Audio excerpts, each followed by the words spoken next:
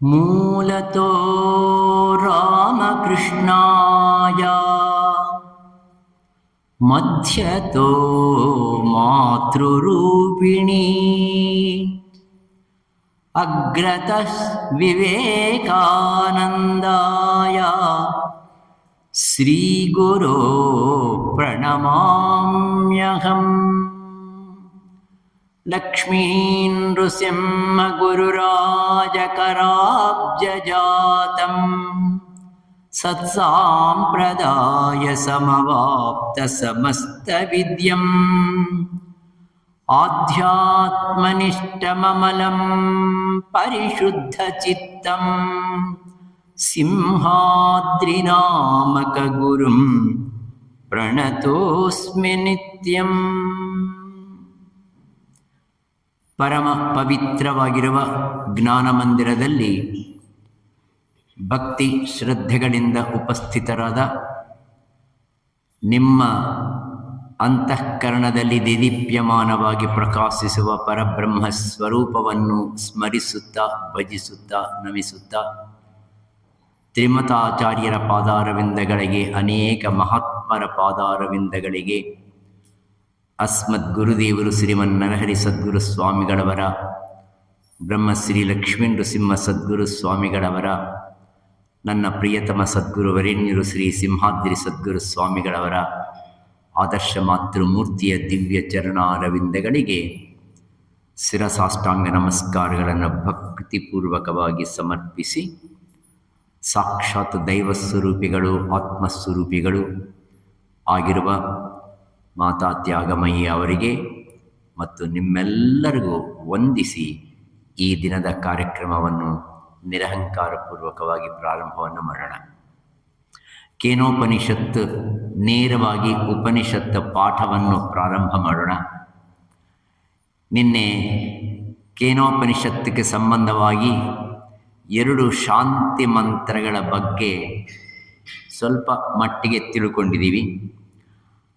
ಅದರಲ್ಲಿ ಅಡಕವಾಗಿರುವ ವಿಷಯಗಳು ಅದ್ಭುತವಾಗಿ ಅನೇಕವಿದೆ. ಆದರೆ ಈ ಉಪನಿಷತ್ತಿಗೆ, ಈ ಸಂದರ್ಭಕ್ಕೆ ಇಷ್ಟು ಮಾತ್ರ ಆ ಶಾಂತಿ ಮಂತ್ರಗಳನ್ನು ಅರ್ಥ ಮಾಡಿಕೊಂಡ ನಂತರ ಪ್ರಥಮ ಖಂಡ, ಅದರಲ್ಲಿ ಗುರು ಶಿಷ್ಯರ ಮಧ್ಯದಲ್ಲಿ ಆಗ್ತಕ್ಕಂಥ ಸಂವಾದ.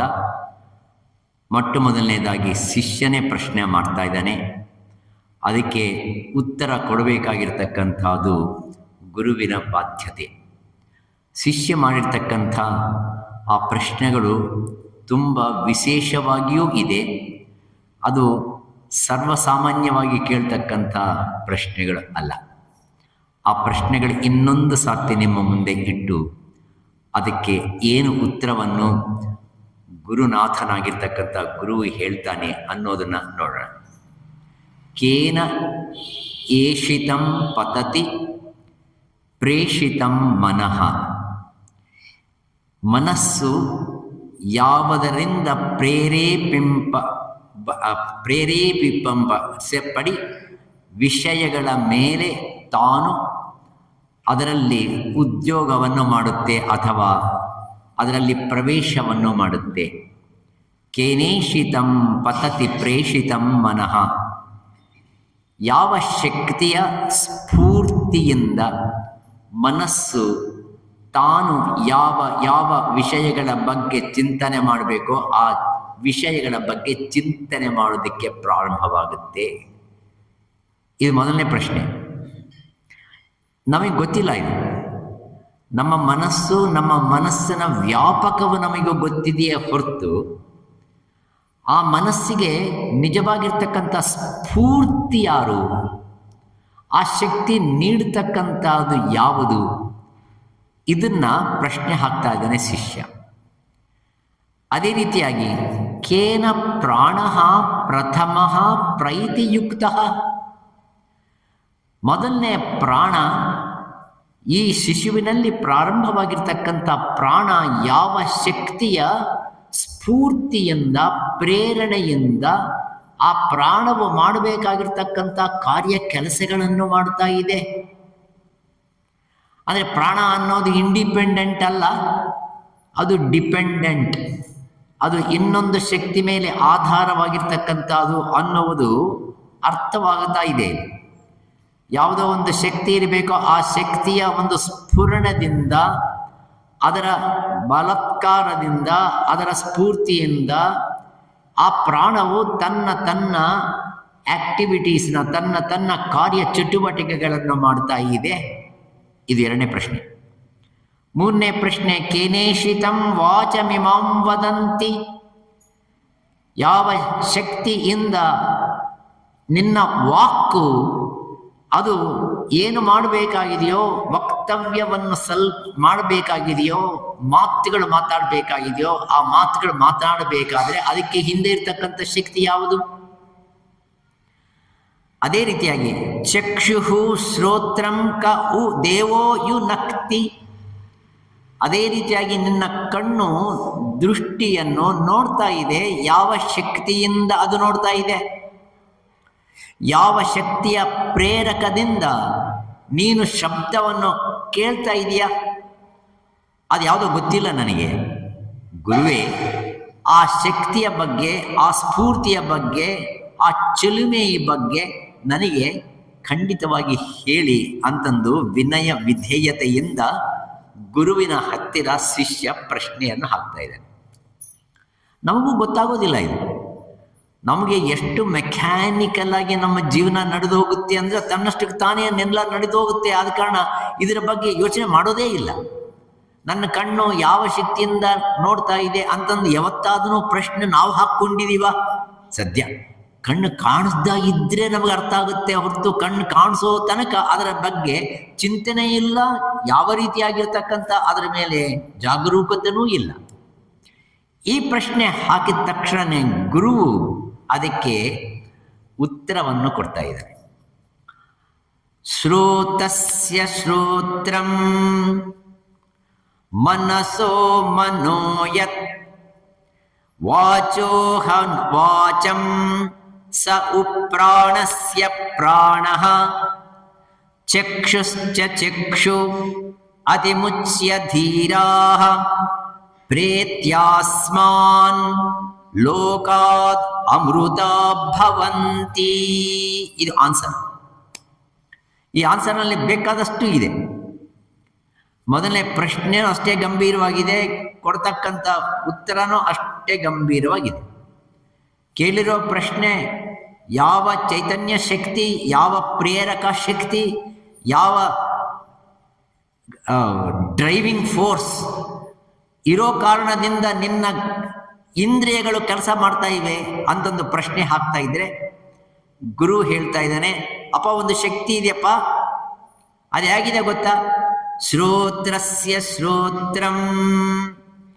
ಶ್ರೋತ್ರ ಅಂದರೆ ಕೇಳೋದು. ಆ ಶ್ರೋತ್ರಕ್ಕೆ ಶ್ರೋತ್ರ ಅಂದರೆ ಕಿವಿಗೆ ಇನ್ನೊಂದು ಕಿವಿ ಇದೆಯಪ್ಪ. ಈ ಶ್ರೋತ್ರಕ್ಕೆ ಇನ್ನೊಂದು ಶ್ರೋತ್ರ ಇದೆ.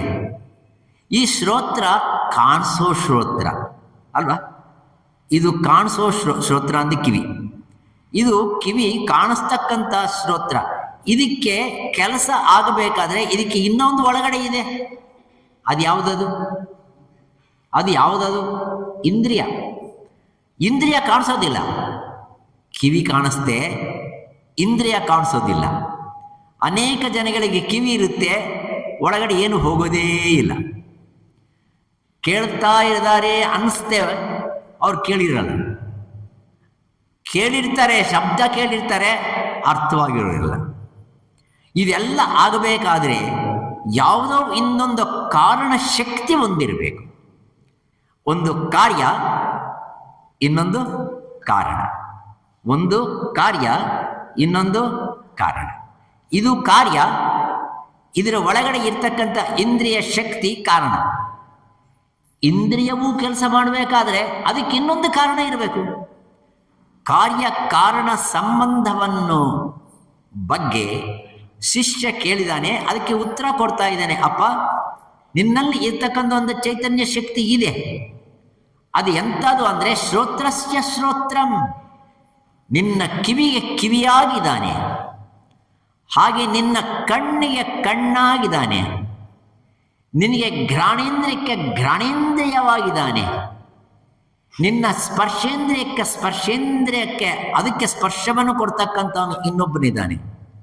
ನಿನ್ನ ಮನಸ್ಸಿಗೆ ಸಂಕಲ್ಪವನ್ನು ನೀಡ್ತಕ್ಕಂಥವನು ಇವನೊಬ್ಬನಿದ್ದಾನೆ. ಆ ಇನ್ನೊಬ್ಬನಿದ್ದಾನೆ ಇದ್ದಾನೆ ಇದ್ದಾನೆ ಅಂತಂದು ಹೇಳ್ತಾ ಇದ್ದೀನಲ್ವಾ, ತತ್ ಆತ್ಮ.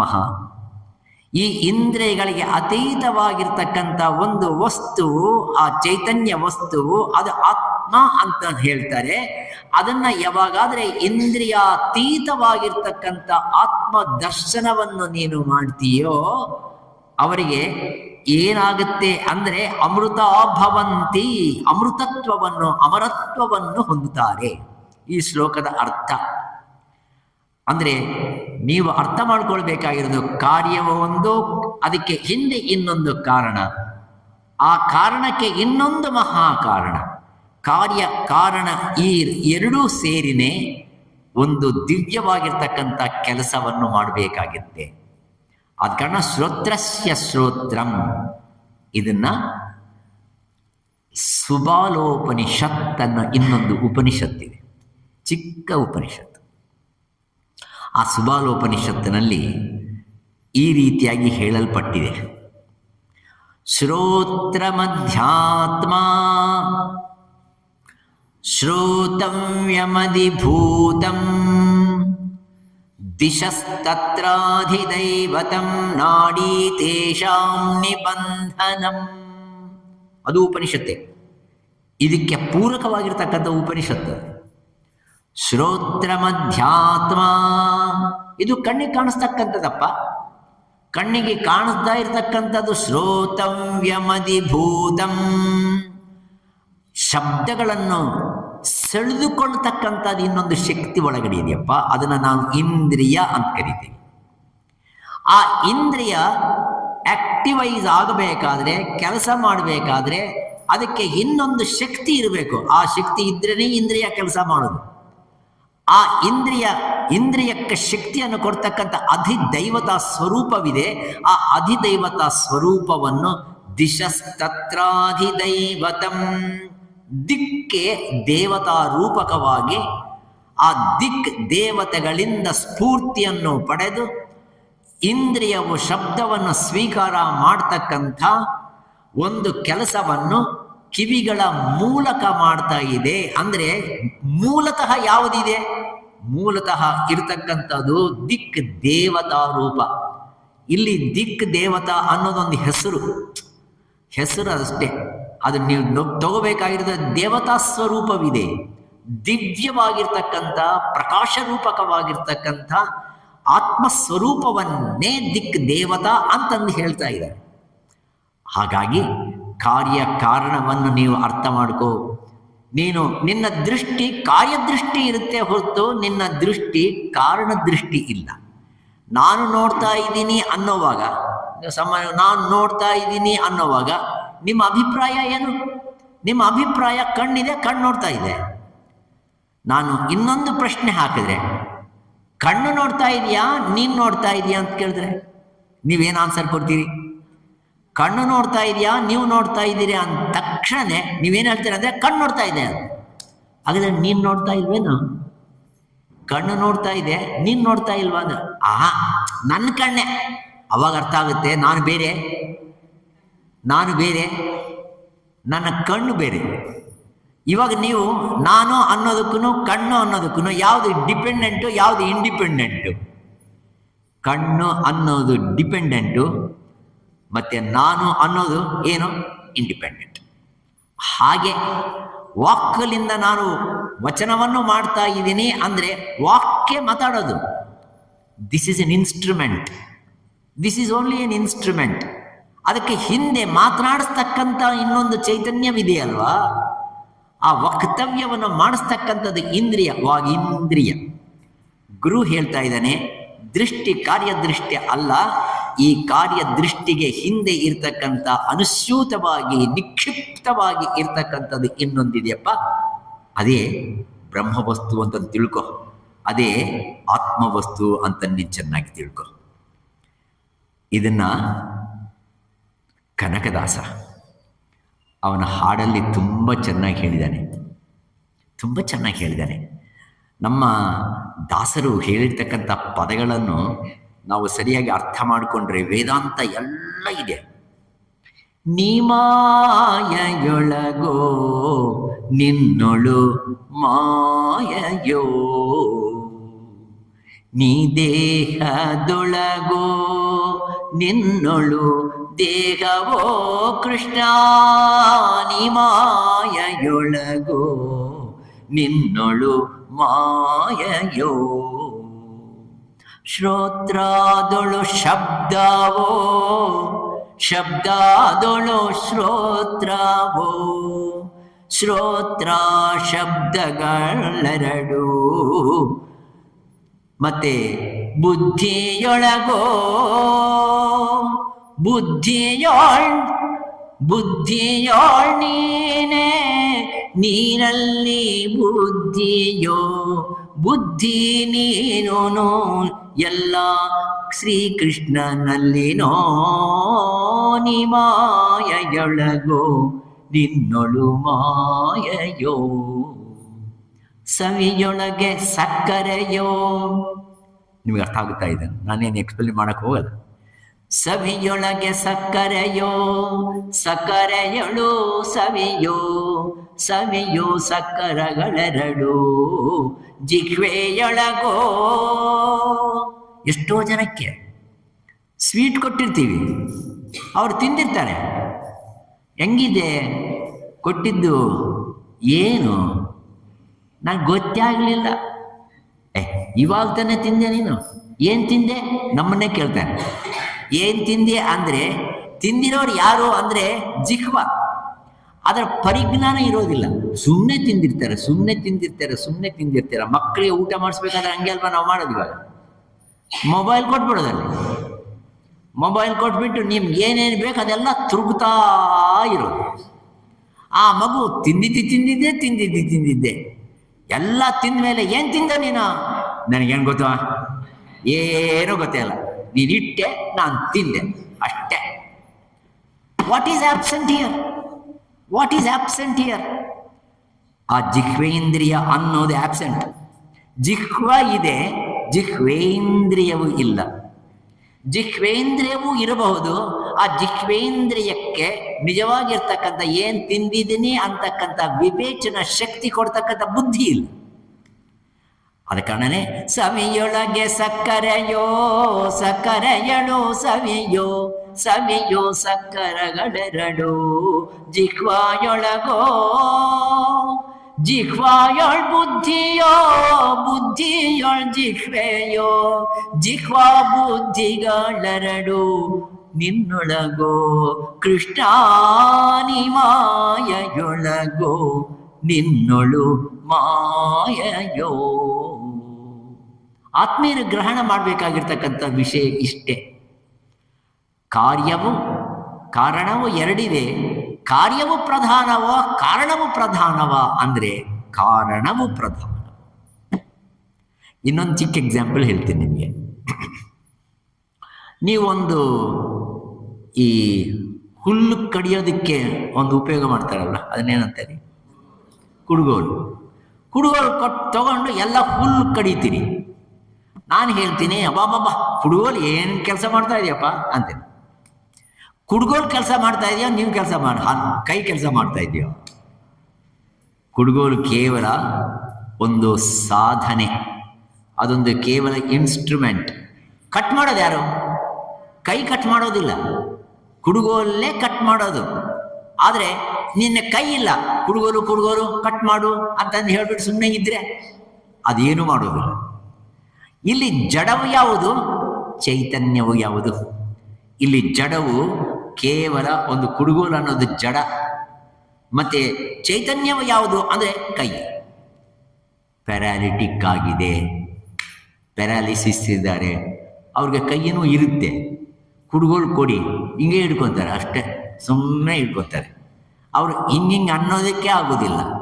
ಕೈ ಇದೆ, ಕೈನಲ್ಲಿ ಇರಬೇಕಾಗಿರ್ತಕ್ಕಂಥ ಯಾವ ಶಕ್ತಿ ಇದೆಯೋ ಅದೇನಾಗಿದೆ, ಅದು ಹೋಗಿದೆ. ಮತ್ತು ಇವಾಗ ನೀವೇ ಹೇಳಿ, ಕೈ ಇಂಪಾರ್ಟೆಂಟೋ ಕೈನಲ್ಲಿ ಇರ್ತಕ್ಕಂಥ ಶಕ್ತಿ ಇಂಪಾರ್ಟೆಂಟೋ? ಯಾವುದು? ಕೈ ಇಲ್ದ ಇದ್ರೆ ನೀವೆಲ್ಲಿ ತಪ್ಪಿರ್ತಾರೆ ಅಂದರೆ ಅದೇ ತಪ್ಪು. ಕುಡುಗೋಲು ಎಷ್ಟು ಇಂಪಾರ್ಟೆಂಟು, ಕೈ ಅಷ್ಟೇ ಇಂಪಾರ್ಟೆಂಟು. ಕೈಗಂದರೆ ಕೈನಲ್ಲಿ ಇರ್ತಕ್ಕಂಥ ಇಂದ್ರಿಯ ಶಕ್ತಿ ಇಂಪಾರ್ಟೆಂಟ್. ಇಂದ್ರಿಯ ಶಕ್ತಿನೂ ಇದೆ, ಮಾಡೋದಕ್ಕೆ ಕೆಲಸ ಮಾಡೋದಕ್ಕೆ ಇಷ್ಟನೇ ಇಲ್ಲ. ಇಷ್ಟನೇ ಇಲ್ಲ. ನಮ್ಮ ಹೊಲಕ್ಕೆ ಈ ಕಳೆ ತೆಗೆಯೋಕೆ ಬರ್ತಾರೆ, ಕಳೆ ತೆಗೆ ಅವರಿಗೆ ಅವ್ರ ಹತ್ರ ಕುಡುಗೋಲು ಇರುತ್ತೆ, ಕೈ ಇರುತ್ತೆ, ಎಲ್ಲ ಇರುತ್ತೆ, ಕೂತಿರ್ತಾರೆ, ಹಿಂಗೇ ಕೂತಿರ್ತಾರೆ. ಸಾಯಂಕಾಲ 4 ಗಂಟೆ ಆದ ತಕ್ಷಣ ಆಗೋಯ್ತು ಸ್ವಾಮಿ, ಕೆಲಸ ಆಗೋಯ್ತು, 500 ರೂಪಾಯಿ ಕೊಡಿ ಅಂತಾರೆ. ಏನಿಲ್ಲ ಅಲ್ಲಿ, ಕೈ ಇಲ್ವಾ, ಕುಡುಗೋಲು ಇಲ್ವಾ, ಶಕ್ತಿ ಇಲ್ವಾ, ಯಾವುದಿಲ್ಲ ಅಂದರೆ ಮಾಡಬೇಕು ಅಂತಕ್ಕಂಥ ವಿವೇಚನಾ ಶಕ್ತಿ ಇಲ್ಲ. ಅಂದರೆ ಇವೆಲ್ಲ ಏನಾಯ್ತು ಇವಾಗ? ಎಲ್ಲ ಕಾರ್ಯವಾಯಿತು. ಕುಡುಗೋಲು ಕಾರ್ಯವೇ, ಕೈ ಕಾರ್ಯವೇ, ಆ ಕೈನಲ್ಲಿ ಅಂತರ್ಲೀನವಾಗಿರ್ತಕ್ಕಂಥ ಇಂದ್ರಿಯ ಶಕ್ತಿಯೂ ಅದು ಗೌಣವೇ. ಅದರ ಹಿಂದೆ ಇರತಕ್ಕಂಥ ಬುದ್ಧಿ ಏನಿದೆಯೋ ಅದು ಇಲ್ಲದ ಇದ್ದರೆ ಇವೆಲ್ಲ ಕೆಲಸ ಆಗೋದಿಲ್ಲ. ಆದರೆ ಬುದ್ಧಿ ಮಾತ್ರ ಇದೆ. ನನಗಂತೂ ಏನು ಚೆನ್ನಾಗಿ ಕ್ಲೀನ್ ಮಾಡಿಸ್ಬೇಕು ಅಂತಕ್ಕಂಥ ಬುದ್ಧಿ ಇದೆ. ಕಡುಗೋಲು ಇಲ್ಲ, ಕೈ ಇಲ್ಲ, ಎಂಥದ್ದು ಇಲ್ಲ. ಆಗತ್ತಾ? ಯಾವುದು ಪ್ರಧಾನ, ಯಾವುದು ಗೌಣ? ಗೌಣ ಅಂದರೆ ಅನ್ಇಂಪಾರ್ಟೆಂಟ್,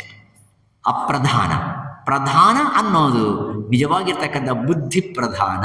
ಆ ಬುದ್ಧಿನೂ ನಿಜವಾಗಿ ಚೈತನ್ಯಮಯವಾಗಬೇಕಾದ್ರೆ, ಅದರ ಕೆಲಸ ಅದು ಮಾಡಬೇಕಾದ್ರೆ ಅದಕ್ಕೆ ಇನ್ನೊಬ್ಬರು ಬೇಕು. ಅದಕ್ಕೆ ಒಂದು ಶಕ್ತಿಯನ್ನು ಕೊಡ್ತಕ್ಕಂಥ ಸುಮ್ಮನೆ ಇರಬೇಕು. ಸುಮ್ಮನೆ ಇದ್ರೂ ಸಾಕು. ಎಲೆಕ್ಟ್ರಿಕ್ ಪವರ್ ಒಂದು ಬೇಕು. ಎಷ್ಟು ಗುಲಾಬಿ, ಎಷ್ಟು ಬಲ್ಬ್ಸ್ ಇದೆ, ಫ್ಯಾನ್ಸ್ ಇದೆ, ಎಲ್ಲ ಇದೆ. ಎಲೆಕ್ಟ್ರಿಸಿಟಿ ಇಲ್ಲ ಅಂದರೆ ಇವೆಲ್ಲ ಯಾವುದು ಕೆಲಸಕ್ಕೆ ಬರೋದಿಲ್ಲ. ಆದ ಕಾರಣ ನಿನ್ನ ಬುದ್ಧಿಯನ್ನು ಪ್ರಚೋದನೆ ಮಾಡ್ತಕ್ಕಂಥ ಇನ್ನೊಂದು ದಿವ್ಯ ಶಕ್ತಿ ಬೇಕು. ಆ ದಿವ್ಯ ಶಕ್ತಿ ಯಾವುದೋ ಅಲ್ಲ, ಗಾಯತ್ರಿ ಶಕ್ತಿ. ಗಾಯತ್ರಿ ಮಂತ್ರ ಏನು? ಭೂರ್ಭುವಸ್ವಃ ತತ್ಸವಿತರ್ವರೆಣ್ಯಂ ಭರ್ಗೋ ದೇವಸ್ಯ ಧೀಮಹಿ ಧಿಯೋ ಯೋ ನಃ ಪ್ರಚೋದಯಾತ್. ಪ್ರಚೋದನೆ ಮಾಡೋದು. ಆ ಪ್ರಚೋದನೆ ಮಾಡ್ತಕ್ಕಂಥ ಶಕ್ತಿ ಏನಿದೆಯೋ ಅದನ್ನು ಗುರು ಹೇಳ್ತಾ ಇದ್ದೇನೆ, ಅದು ಆತ್ಮವಸ್ತು. ಆದ ಕಾರಣ ಆತ್ಮವಸ್ತು ಹೇಗಿದೆ ಅಂದರೆ ಶ್ರೋತ್ರಸ್ಯ ಶ್ರೋತ್ರಂ, ಕಿವಿಗೆ ಕಿವಿಯಾಗಿದ್ದಾನೆ, ಕಣ್ಣಿಗೆ ಕಣ್ಣಾಗಿದ್ದಾನೆ. ಅಷ್ಟೇ ಅಲ್ಲ, ಪ್ರಾಣಕ್ಕೆ ಪ್ರಾಣವಾಗಿದ್ದಾನೆ. ಇವೆಲ್ಲ ಕೆಲಸಗಳು ಮಾಡಬೇಕಾದರೆ ಆ ಕೆಲಸಗಳನ್ನು ಮಾಡತಕ್ಕಂಥವನು ಒಬ್ಬನು ಸುಮ್ಮನೆ ಇದ್ದಾನೆ, ಅವನೇನು ಮಾಡಲ್ಲ. ಪ್ರಾಣ ಮಾಡ್ತಕ್ಕಂಥ ಕೆಲಸ ಆತ್ಮ ಮಾಡೋದಿಲ್ಲ. ಚಕ್ಷುವು ಮಾಡ್ತಕ್ಕಂಥ ಕೆಲಸ ಆತ್ಮ ಮಾಡೋದಿಲ್ಲ. ಕೈ ಮಾಡ್ತಕ್ಕಂಥ ಕೆಲಸ ಆತ್ಮ ಮಾಡೋದಿಲ್ಲ. ಆದರೆ ಆತ್ಮ ಇಲ್ಲದ ಇದ್ದರೆ ಇವೆಲ್ಲ ಕೆಲಸ ಆಗಲ್ಲ. That is the beauty. ಭಗವಂತ ನನ್ನಲ್ಲಿ ಯಾವ ರೀತಿಯಾಗಿ ಒಳ ಹೊಕ್ಕಿದ್ದಾನೆ ಅಂದರೆ ತುಂಬ ಸಾಕ್ಷಿಯಾಗಿ ಸುಮ್ಮನೆ ಇದ್ದಾನೆ. ನಾನೊಂದು ಎಕ್ಸಾಂಪಲ್ ಕೊಡಬೇಕಾದ್ರೆ, ಅಯಸ್ಕಾಂತ ಇದೆ, ಒಂದು ಕಡೆ ಇಟ್ಟಿದ್ರೆ ಅಷ್ಟೇ. ಈ ಕಬ್ಬಿಣದ ತುಂಡುಗಳು ಅದು ಇದು ಹತ್ತಿರಕ್ಕೆ ಬಂದರೆ ಏನು ಮಾಡುತ್ತೆ? ಎಳ್ಕೊಳ್ಳುತ್ತೆ, ಆಕರ್ಷಣೆ ಮಾಡುತ್ತೆ. ಆ ಆಕರ್ಷಣ ಶಕ್ತಿ ಎಲ್ಲಿದೆ ಅಂದರೆ ಅಯಸ್ಕಾಂತದಲ್ಲಿದೆ. ಅಯಸ್ಕಾಂತ ಸನ್ನಿಧಿ ಇದ್ದರೆ ಸಾಕು, ಇದೆಲ್ಲ ಯಾವ ರೀತಿಯಾಗಿ ಕೆಲಸ ಮಾಡ್ತಕ್ಕಂಥದ್ದಾಗುತ್ತೋ ಹಾಗೆ ಆತ್ಮ ಅಂತಕ್ಕಂಥ ದಿವ್ಯ ಶಕ್ತಿ ಏನಿದೆಯೋ ಆ ಶಕ್ತಿ ನಿನ್ನಲ್ಲಿ ಇದೆಯಪ್ಪ. ಆ ಶಕ್ತಿಯನ್ನೇ ನಾನು ಹೇಳೋದು, ಕೇನೇಷಿತಂ ಪತತಿ ಪ್ರೇಷಿತಂ ಮನಃ. ನಿನ್ನ ಮನಸ್ಸನ್ನು ಪ್ರಚೋದನೆ ಮಾಡೋದು ಯಾರು ಅಂದರೆ ಅವನೇ. ಆ ಪ್ರಚೋದನೆ ಮಾಡಿ ನಿನಗೆ ಸಂಕಲ್ಪವನ್ನು ನೀಡ್ತಕ್ಕಂಥವನು, ಸಂಕಲ್ಪ ವಿಕಲ್ಪಾತ್ಮಕವಾದಂಥ ಆ ಮನಸ್ಸಿನ ಎಲ್ಲ ಆಕ್ಟಿವಿಟೀಸು ಮಾಡಿಸ್ತಕ್ಕಂಥವನು ಅವನೇನಪ್ಪ. ಅದೇ ರೀತಿಯಾಗಿ ನಿನ್ನ ದೃಷ್ಟಿ ಎಷ್ಟೆಷ್ಟು ಕಾಣಿಸ್ತೋ, ಬಾಹ್ಯ ದೃಷ್ಟಿ ಇರ್ತಕ್ಕಂಥದ್ದು ಪ್ರತಿ ಒಂದನ್ನು ನೋಡಿ ಗುರ್ತಿಸಿ ಇದು ಇಷ್ಟೇ, ಇದೇ ವಸ್ತುವು ಅಂತಕ್ಕಂಥ ನಿರ್ಧಾರಣೆ ಮಾಡ್ತಕ್ಕಂಥ ಶಕ್ತಿ ಏನಿದೆಯೋ ಅದು ಒಳಗಡೆ ಇದೆಯೋ ಹೊರಗಡೆ ಇದೆಯೋ, ಹೊರಗಡೆ ಇದೆಯೋ ಒಳಗಡೆ ಇದೆಯೋ? ನನ್ನ ಒಳಗಡೆನೆ. ನಿಮಗೆ ಅನುಮಾನನಾ? ನೀವು ತುಂಬ ಸೈಲೆಂಟಾಗಿದ್ದೀರಿ ಅಂದರೆ ಆನ್ಸರು ನೀವೇ, ಕ್ವಶನು ನೀವೇ.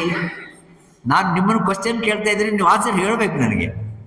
ಮತ್ತೆ ಆ ಶಕ್ತಿ ಒಳಗಡೆ ಇದೆಯಾ ಹೊರಗಡೆ ಇದೆಯಾ? ಸ್ವಲ್ಪ ಜೋರಾಗಿ ಹೇಳಿ. ಅಬ್ಬಾ, ನನಗೆ ಧೈರ್ಯ ಬಂತು. You are following the track ಅಂತ. ಅದೇ ರೀತಿಯಾಗಿ ಕಿವಿ, ಪ್ರತಿ ಒಂದು ಇಂದ್ರಿಯ, ಒಂದೊಂದು ಇಂದ್ರಿಯ ಒಂದೊಂದೇ ಕೆಲಸ ಮಾಡುತ್ತೆ. The beauty is this. ಒಂದೊಂದು ಇಂದ್ರಿಯ ಒಂದೊಂದೇ ಕೆಲಸ ಮಾಡೋದು. ಶ್ರೋತ್ರೇಂದ್ರಿಯ ಏನು ಕೆಲಸ ಮಾಡುತ್ತೆ? ಕೇಳುತ್ತೆ. ಇದೇನು ಮಾಡುತ್ತೆ? ಒದರುತ್ತೆ. ಇದೇನು ಮಾಡುತ್ತೆ? ವಾಸನೆ ನೋಡುತ್ತೆ. ಮತ್ತೆ ಇದೇನು ಮಾಡುತ್ತೆ? ಸ್ಪರ್ಶವನ್ನು ತಗೊಳ್ಳುತ್ತೆ. ಅದೇ ರೀತಿಯಾಗಿ ಇದು ರೂಪವನ್ನು ನೋಡುತ್ತೆ. ಶಬ್ದ, ಸ್ಪರ್ಶ, ರೂಪ, ರಸ, ಗಂಧಗಳನ್ನು ಒಂದೊಂದು ಇಂದ್ರಿಯ ಒಂದೊಂದೇ ಮಾಡುತ್ತೆ. ಆತ್ಮ ಎಲ್ಲ ಮಾಡುತ್ತೆ. ಅದಕ್ಕೋಸ್ಕರನೇ ಆತ್ಮ ದೊಡ್ಡದೋ ಅಥವಾ ಇಂದ್ರಿಯಗಳು ದೊಡ್ಡವೋ? ಆತ್ಮ ದೊಡ್ಡದು. ಆತ್ಮ ಇದ್ರೇನೆ ಇವೆಲ್ಲ ಅಲ್ಲಾಡೋದು, ಇವೆಲ್ಲ ಸ್ಫೂರ್ತಿ ಆತ್ಮ ಇದ್ರೇನೆ. ಆತ್ಮ ಇಲ್ಲ ಅಂದ್ರೆ ಇವೆಲ್ಲ ಏನೋ ಕೆಲಸಕ್ಕೆ ಬರೋದಿಲ್ಲ.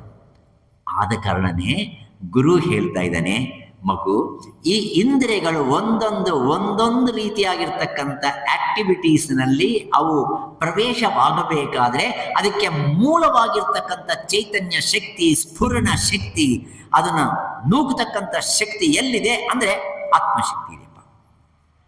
ನೀನು ಆತ್ಮವಸ್ತುವನ್ನು ಪಡೀಬೇಕು ಅನ್ನೋದಾದರೆ ಲಾಜಿಕ್ ನೋಡಿ, ಇದು ಲಾಜಿಕ್. ಆತ್ಮಶಕ್ತಿಯನ್ನು ನೀನು ಕಂಡು ಹಿಡಿದು ಅದರಲ್ಲಿ ನೀನು ಅಂತರ್ಲೀನವಾಗಿರ್ತಕ್ಕಂಥದನ್ನು ನೀನು ಮನನ ಮಾಡಬೇಕು ಅನ್ನೋದಾದರೆ ಈ ಇಂದ್ರಿಯಗಳ ವ್ಯಾಪಾರವನ್ನೆಲ್ಲ ಬಿಟ್ಬಿಡು. ಇಂದ್ರಿಯಗಳಿಗೆ ದಾಸನಾಗ್ತೀಯಾ? ಇಂದ್ರಿಯಾಧಿಪತಿಯಾಗಿರ್ತಕ್ಕಂಥ ಆತ್ಮನಿಗೆ ದಾಸನಾಗ್ತೀಯಾ? ಇನ್ನೊಂದು ಪ್ರಶ್ನೆ, ಇಂದ್ರಿಯಗಳಿಗೆ ದಾಸನಾಗ್ತೀಯಾ? ಇಂದ್ರಿಯಗಳಿಗೆ ದಾಸನಾಗೋದು ಅಂದರೆ ಊಟ ಮಾಡೋದು. ಊಟ ಮಾಡೋದ್ರಲ್ಲಿನೇ ನೀನು ನಿನ್ನ ಕಾಲವನ್ನೆಲ್ಲ ಕಾಲಹರಣೆ ಮಾಡಿ ಜೀವನವನ್ನು ಸಂಪೂರ್ತಿ ಮಾಡ್ಕೊಂತೀಯೋ, ಅಥವಾ ಈ ಆಹಾರವನ್ನು ಸ್ವೀಕಾರ ಮಾಡಿಸಿರ್ತಕ್ಕಂಥ ಯಾವ ಪುಣ್ಯಮೂರ್ತಿ ಇದಾನೋ ಒಳಗಡೆ, ಆ ಆತ್ಮಶಕ್ತಿ ಇದೆಯೋ, ಅದನ್ನು ನೀನು ದರ್ಶನ ಮಾಡ್ಕೊಳ್ಳೋದಕ್ಕೆ ಪ್ರಯತ್ನ ಮಾಡ್ತೀಯ. ಯಾವ್ದು ಇಂಪಾರ್ಟೆಂಟು, ಯಾವ್ದು ಅನ್ಇಂಪಾರ್ಟೆಂಟು? ಪ್ರಪಂಚಕ್ಕೆ ಹೊರಗಡೆದ ಇಂಪಾರ್ಟೆಂಟು, ಪಾರಮಾರ್ಥಿಕಕ್ಕೆ ಒಳಗಡೆದ ಇಂಪಾರ್ಟೆಂಟ್. ಹಾಗಾಗಿ ಈ ಜೀವನದಲ್ಲಿ ನೀನು ನಿಜವಾಗಿರ್ತಕ್ಕಂಥ ಆನಂದವನ್ನು ಅಥವಾ ಅಮರತ್ವವನ್ನು ನೀನು ಹೊಂದಬೇಕು ಅಂತಕ್ಕಂಥ ಪ್ರಯತ್ನವನ್ನು ಮಾಡಬೇಕಾದರೆ ಈ ಇಂದ್ರಿಯಗಳು ಅಂತಕ್ಕಂಥದ್ದು ಅವುಗಳ ವ್ಯಾಪಾರವನ್ನೆಲ್ಲ ನೀನು ನಿರಾಕರಣೆ ಮಾಡು. ನಿರಾಕರಣೆ ಮಾಡು ಅಂದರೆ ಅದನ್ನು ನೀನು ಹಚ್ಕೋಬೇಡ. ಅದ್ರ ಕೆಲಸ ಮಾಡಲಿ, ನೀನು ಹಚ್ಕೋಬೇಡ. ಯಾರು ಹಚ್ಕೊಳ್ಳೋದು, ಯಾರು ಹಚ್ಕೊಳ್ತಾ ಇರೋದು, ನಿನ್ನಲ್ಲಿ ಯಾರು ಹಚ್ಕೊಳ್ಳೋದು, ಯಾರು ಹಚ್ಕೊಳ್ಳೋದು ಇರೋದು ಅಂದರೆ ಸುಬುದ್ಧಿ. ಸುಬುದ್ಧಿ. ಗೀತೆಯಲ್ಲಿ ಕೃಷ್ಣ ಭಗವಂತ ತುಂಬ ಒಳ್ಳೆ ಚಿಕ್ಕದಾಗಿರ್ತಕ್ಕಂಥ ಶ್ಲೋಕ ಹೇಳಿದ್ದಾನೆ. ಇಂದ್ರಿಯಾಣಿ ಪರಾಣ್ಯಾಹುಃ ಇಂದ್ರಿಯೇಭ್ಯಃ ಪರಂ ಮನಃ ಮನಸಸ್ತು ಪರಾ ಬುದ್ಧಿಃ ಯೇ ಬುದ್ಧೇಃ ಪರತಸ್ತು ಸಹಾಗ. ಸಹ ಅಂದರೆ ಅದು, ಸಹ ಅಂದರೆ ಅದು. ಅದು ಯಾವುದು? ಅದು ಯಾವುದು ಅಂತಂದು ಹೇಳಿಲ್ಲ ಕೃಷ್ಣ. ಸಹ ಅದೇನಪ್ಪ, ನೀನು ಯಾವ ಆತ್ಮಸ್ವರೂಪ ಅಂತಂದು ನೀನು ತಿಳ್ಕೋಬೇಕು ಅಂತಂದು ತುಂಬ ಪ್ರಯತ್ನವನ್ನು ಮಾಡ್ತಾ ಇದೆಯೋ ಅದೇ ಸಹ. ಅದು ಎದಕ್ಕಂದ್ರೆ ಪರವಾಗಿದೆ, ಅಂದರೆ ಬುದ್ಧಿಯನ್ನು ಪ್ರಚೋದನೆ ಮಾಡ್ತಕ್ಕಂಥದ್ದು ಅದಾಗಿದೆಯಪ್ಪ. ಇಂದ್ರಿಯಾಣಿ ಪರಾಣ್ಯಾಹುಃ, ಇಂದ್ರಿಯಗಳಿಗೆ ಅಧಿಕವಾಗಿರ್ತಕ್ಕಂಥದ್ದು, ಪರವಾಗಿರ್ತಕ್ಕಂಥದ್ದು, ಅದಕ್ಕೆ ಅತೀತವಾಗಿರ್ತಕ್ಕಂಥದ್ದು ಯಾರು ಅಂದರೆ ಮನಸ್ಸು. ಮನಸ್ಸಿಲ್ಲದಾಗಿದ್ದರೆ ಇಂದ್ರಿಯಗಳ ಕೆಲಸ ಏನು ಅರ್ಥವೇ ಆಗೋದಿಲ್ಲ, ಏನೂ ಅರ್ಥವಾಗೋದಿಲ್ಲ. ನಾನು ಎಷ್ಟೋ ಸರ್ತಿ ನೋಡ್ತೀನಿ, ಮೊಬೈಲ್ ಹಿಂಗೆ ನೋಡ್ತಾ ಇರ್ತಾರೆ, ಇಲ್ಲಿ ಖಾರನೋ ಹುಳಿನೋ ಏನೋ ಹಾಕ್ತಾ ಇರ್ತಾರೆ. ಏನು ಹಾಕ್ತಾರೋ ಏನು ಗೊತ್ತಿಲ್ಲ, ಕರೆಕ್ಟೇ ಹಾಕ್ತಾರೆ ಅಂದ್ಕೊಳ್ಳೋಣ. ಮನಸ್ಸೆಲ್ಲಿದೆ? ಮನಸ್ಸೆಲ್ಲೋ ಇದೆ. ಮನಸ್ಸು ಎಲ್ಲೋ ಇದ್ದರೆ ಮಾಡ್ತಕ್ಕಂಥ ಕೆಲಸಗಳು ಸಮರ್ಪಕವೋ ಅಸಮರ್ಪಕವೋ? ಅಂದರೆ ನಿನ್ನ ಇಂದ್ರಿಯ ಕೆಲಸ ಮಾಡ್ತಾ ಇದೆಯಾ ಅಂದರೆ ಆ ಇಂದ್ರಿಯದ ಹಿಂದೆ ಯಾರು ಇರಬೇಕು? ಮತ್ತೆ ಮನಸ್ಸು. ಅದಕ್ಕೋಸ್ಕರನೇ ಇಂದ್ರಿಯಕ್ಕಂದ್ರೆ ದೊಡ್ಡವನು ಯಾರು ಅಂದರೆ ಮನಸ್ಸು. ಮನಸ್ಸಿಗಂದ್ರೆ ದೊಡ್ಡವನು ಯಾರು ಅಂದರೆ ಬುದ್ಧಿ. ಮನಸ್ಸು ನಮ್ಮಲ್ಲೇ ಇದೆ, ಬುದ್ಧಿನೂ ನಮ್ಮಲ್ಲೇ ಇದೆ. ಈ ಎರಡಕ್ಕೆ ಏನು ಡಿಫರೆನ್ಸ್? ಮನಸ್ಸಿಗೂ ಬುದ್ಧಿಗೆ ಏನು ಡಿಫರೆನ್ಸ್? ತುಂಬ ಸುಲಭ, ಕಷ್ಟ ಅಲ್ಲ. ಮನಸ್ಸು ಸಂಕಲ್ಪ ಮಾಡುತ್ತೆ, ಬುದ್ಧಿ ಏನು ಮಾಡುತ್ತೆ ಅಂದರೆ ನಿಶ್ಚಯವನ್ನು ಮಾಡುತ್ತೆ, ನಿರ್ಣಯವನ್ನು ಮಾಡುತ್ತೆ. ಮನಸ್ಸಿನಲ್ಲಿ ಯಾವಾಗಲೂ ಡೋಲಾಯಮಾನವಾಗಿರುತ್ತೆ. ಚಂಚಲಂ ಹಿ ಮನಃ ಕೃಷ್ಣ, ಚಂಚಲಂ ಹಿ ಮನಃ, ಚಂಚಲಂ ಹಿ ಬುದ್ಧಿ ಅಂತಂದು ಹೇಳಿಲ್ಲ, ಚಂಚಲಂ ಹಿ ಮನಃ ಕೃಷ್ಣ. ಮನಸ್ಸು ಚಂಚಲ, ಬುದ್ಧಿ ಚಂಚಲ ಅಲ್ಲ. ಮನಶ್ಚಾಂಚಲ್ಯ ಅಂತೀವಿ ಹೊರತು ಬುದ್ಧಿ ಚಾಂಚಲ್ಯ ಅನ್ನೋದಿಲ್ಲ. ಚಿತ್ತ ಚಾಂಚಲ್ಯ ಅಂತೀವಿ, ಆದರೆ ಬುದ್ಧಿ ಚಾಂಚಲ್ಯ ಅನ್ನೋದಿಲ್ಲ. ಬುದ್ಧಿ ಯಾತಕ್ಕೆ ಅಂದರೆ ನಿರ್ಣಯವನ್ನು ಮಾಡ್ತಕ್ಕಂಥದ್ದು, ವಿವೇಕವನ್ನು ಹೊಂದಿರತಕ್ಕಂಥದ್ದು ಏನಿದೆಯೋ ಅದು ಬುದ್ಧಿ. ಅದು ನಮ್ಮಲ್ಲೇ ಇದೆ, ಮನಸ್ಸು ನಮ್ಮಲ್ಲೇ ಇದೆ. ಅದಕ್ಕೆ ಮೀರಿರ್ತಕ್ಕಂಥ ಯಾವ ಚೈತನ್ಯ ಶಕ್ತಿ ಇದೆಯೋ ಆ ಚೈತನ್ಯ ಶಕ್ತಿ ನಾನಾಗಿದ್ದೇನೆ, ನಾನಾಗಿದ್ದೇನೆ. ಆದ ಕಾರಣ ಗುರು ಹೇಳ್ತಾ ಇದ್ದಾನೆ, ಶ್ರೋತ್ರಸ್ಯ ಶ್ರೋತ್ರಂ. ಅರ್ಥ ಆಗ್ತಾ ಇದೆಯಾ? ನಿಮ್ಗೆ ಅರ್ಥ ಆಗ್ತಾ ಇದ್ರೆ ಸ್ಟಾಪ್ ಮಾಡಿ, ಪರವಾಗಿಲ್ಲ. ಶ್ರೋತ್ರಸ್ಯ ಶ್ರೋತ್ರಂ, ಈ ಶ್ರೋತ್ರ ಇಂದ್ರಿಯವನ್ನು ಪ್ರಚೋದನೆ ಮಾಡ್ತಕ್ಕಂಥ ಯಾವ ಶಕ್ತಿ ಇದೆಯೋ, ಮನಸ್ಸೋ ಮನೋಯತ್, ಮನಸ್ಸನ್ನು, ಮನಸ್ಸಂಕಲ್ಪವನ್ನು ಯಾವ ಚೈತನ್ಯ ಶಕ್ತಿ ಪ್ರಚೋದನೆ ಮಾಡ್ತಾ ಇದೆಯೋ, ವಾಚೋಹ ವಾಚಂ, ವಾಚೋಹ ವಾಚಂ, ಈ ವಾಕ್ನಲ್ಲಿ ನಿಯಂತ್ರಣ ಮಾಡಿ ಯಾವುದು ವಾಕ್ಕಿಗೆ ವಾಕ್ಕಾಗಿ ಇದೆಯೋ, ಪ್ರಾಣಸ್ಯ ಪ್ರಾಣಃ, ಪ್ರಾಣಸ್ಯ ಪ್ರಾಣಃ, ಪ್ರಾಣಗಳು ಏನು ಮಾಡುತ್ತೆ ನಮ್ಮಲ್ಲಿ? ಆ ಪ್ರಾಣಗಳು ಮಾಡ್ತಕ್ಕಂಥ ಎಲ್ಲ ಕೆಲಸಗಳಿಗೂ ಶಕ್ತಿ ಕೊಡ್ತಕ್ಕಂಥ ಇನ್ನೊಬ್ಬರಿದ್ದಾರೆ. 5 ಪ್ರಾಣಗಳಿದೆ ನಮ್ಮಲ್ಲಿ. ನಮ್ಮಲ್ಲಿ ಎಷ್ಟು ಪ್ರಾಣ? ಪ್ರಧಾನ ಪ್ರಾಣಗಳು 5, ಉಪಪ್ರಾಣಗಳು 5. ನಮ್ಮಲ್ಲಿ ಈ 10 ಇವೆ. ಪಂಚಪ್ರಾಣಗಳು 5, ಪಂಚ ಉಪಪ್ರಾಣಗಳು. ಯಾವುದು ಪಂಚಪ್ರಾಣಗಳು ಅಂದರೆ ವ್ಯಾನ, ಉದಾನ, ಸಮಾನ, ಪ್ರಾಣ, ಅಪಾನ. ಈ 5 ಪ್ರಾಣಕ್ಕೆ ಸಂಬಂಧಪಟ್ಟಿರ್ತಕ್ಕಂಥ 5 ವಸ್ತುಗಳು. ಅವು ನಮ್ಮಲ್ಲಿಯೇ ಒಂದೊಂದು ಕೆಲಸ ಮಾಡ್ತೀರಿ, ಒಂದು ಇನ್ನೊಂದು ಕೆಲಸ ಮಾಡೋದಿಲ್ಲ. ಪ್ರಾಣ ಅನ್ನೋದು ಎಲ್ಲಿದೆ? ವ್ಯಾನ, ವ್ಯಾನ ಅನ್ನೋದು ಎಲ್ಲಿದೆ? ಉದಾನ ಅನ್ನೋದು ಎಲ್ಲಿದೆ? ಸಮಾನ ಅನ್ನೋದೆಲ್ಲಿದೆ? ಪ್ರಾಣ ಅನ್ನೋದೆಲ್ಲಿದೆ? ಅಪಾನ ಎಲ್ಲಿದೆ? ಇದಕ್ಕೆ ಒಂದೊಂದು ಸ್ಥಾನವನ್ನು ಕೊಟ್ಟಿದ್ದಾರೆ. ಶಾಸ್ತ್ರದಲ್ಲಿದೆ, ಅನುಭವದಲ್ಲಿ ಇದೆ. ಶಾಸ್ತ್ರ ದೃಷ್ಟಂ ಗುರೋರ್ ವಾಕ್ಯಂ ತೃತೀಯಂ ಆತ್ಮನಿಶ್ಚಯಂ, ನಿಮ್ಮಲ್ಲಿ ಇರಬೇಕದು. ಹೃದಯ ಪ್ರಾಣೋ, ಮರಿಬೇಡಿ, ಪ್ರಾಣಶಕ್ತಿ ಎಲ್ಲಿದೆ? ಹೃದಯದಲ್ಲಿ ಇದೆ. ಆ ಹೃದಯದಲ್ಲಿರ್ತಕ್ಕಂಥ ಪ್ರಾಣಶಕ್ತಿ ತುಂಬ ಇಂಪಾರ್ಟೆಂಟ್, ತುಂಬ ಇಂಪಾರ್ಟೆಂಟ್. ಅದು ಏನು ಕೆಲಸ ಮಾಡುತ್ತೆ? ಅದು ಮಾಡ್ತಕ್ಕಂಥ ಕೆಲಸ, ನೀನು ತಿಂದಿರ್ತಕ್ಕಂಥ ಆಹಾರವನ್ನು ಒಳಗಡೆಗೆ ಸೆಳೆಸಿಕೊಳ್ಳುತ್ತೆ. ನಾವು ಹಾಕಿರ್ತಕ್ಕಂಥ ತುತ್ತು ಒಳಗೆ ಹೋಗ್ತಾನೆ ಇಲ್ಲ. ಏನಾಗುತ್ತೆ? ಸುಮ್ಮನೆ ಕೆಲವರು ಹಂಗೆ ಹಾಕ್ಕೊಂಡಿದ್ದು ಹಂಗೆ ಇಟ್ಕೊಂಡಿರ್ತಾರೆ, ನುಂಗೋದೇ ಇಲ್ಲ. ನುಂಗೋದೇ ಇಲ್ಲ ಅಂದರೆ ಏನಾಗುತ್ತೆ? ನುಂಗು. ಮಕ್ಕಳ ಹತ್ರ ಈ ಟ್ಯಾಬ್ಲೆಟ್ ಕೊಡಬೇಕು. ತಾಯಿನಲ್ಲಿ ಚೆನ್ನಾಗಿ ಗೊತ್ತಿರುತ್ತೆ. ಟ್ಯಾಬ್ಲೆಟ್ ಕೊಡಬೇಕು. ಆ ಟ್ಯಾಬ್ಲೆಟ್ ಕೊಟ್ಟರೆ ನೀವು ಬೈದಿರ್ತೀರಿ ಆ ಮಗುನ. ಅದಕ್ಕೋಸ್ಕರ ಅದು ಏನು ಮಾಡುತ್ತೆ ಅಂದರೆ, ಕೊಡು ನಿನ್ನ ಕಾಟಾಚಾರಕ್ಕೆ ನಾನು ತೊಗೊತೀನಿ ಅಂತಂದು ಹಾಕ್ಕೊಂತ ಸುಮ್ಮನೆ ಇರ್ತಾನೆ. ಅವನು ಏನು ಮಾಡಬೇಕು? ಮತ್ತೆ ನುಂಗಬೇಕು. ನುಂಗೋ ನೀರು ಹಾಕ್ತೀನಿ, ನುಂಗೋ. ನೀರು ನುಂಗ್ತಾನೆ, ಮತ್ತೆ ನುಂಗಲ್ಲ. ಅವನು ಜಾಣ. ಅದಕ್ಕೋಸ್ಕರ ನೀವು ಇನ್ನೂ ಜಾಣರು. ನೀವೇನು ಮಾಡ್ತೀರಿ? ಅಂತಂದು ಹೇಳಿ ಮಾತ್ರ ಒಳಗಡೆ ಹಾಕ್ತೀರಿ, ಮತ್ತೆ ಕಕ್ಕೋಕೆ ಆಗೋದಿಲ್ಲ. ಅದನ್ನು ನೀವು ಮಾಡ್ತೀರಾ ಇಲ್ವಾ? ಇದು ನಿಮ್ಮ ಅನುಭವದಲ್ಲಿ ಇದೆಯಾ ಇಲ್ವಾ? ಮತ್ತೆ ನುಂಗೋದೇ ಆಗೋದಿಲ್ಲ ಅಂದರೆ ಪ್ರಾಣಗಳು ಇರೋದಿಲ್ಲ.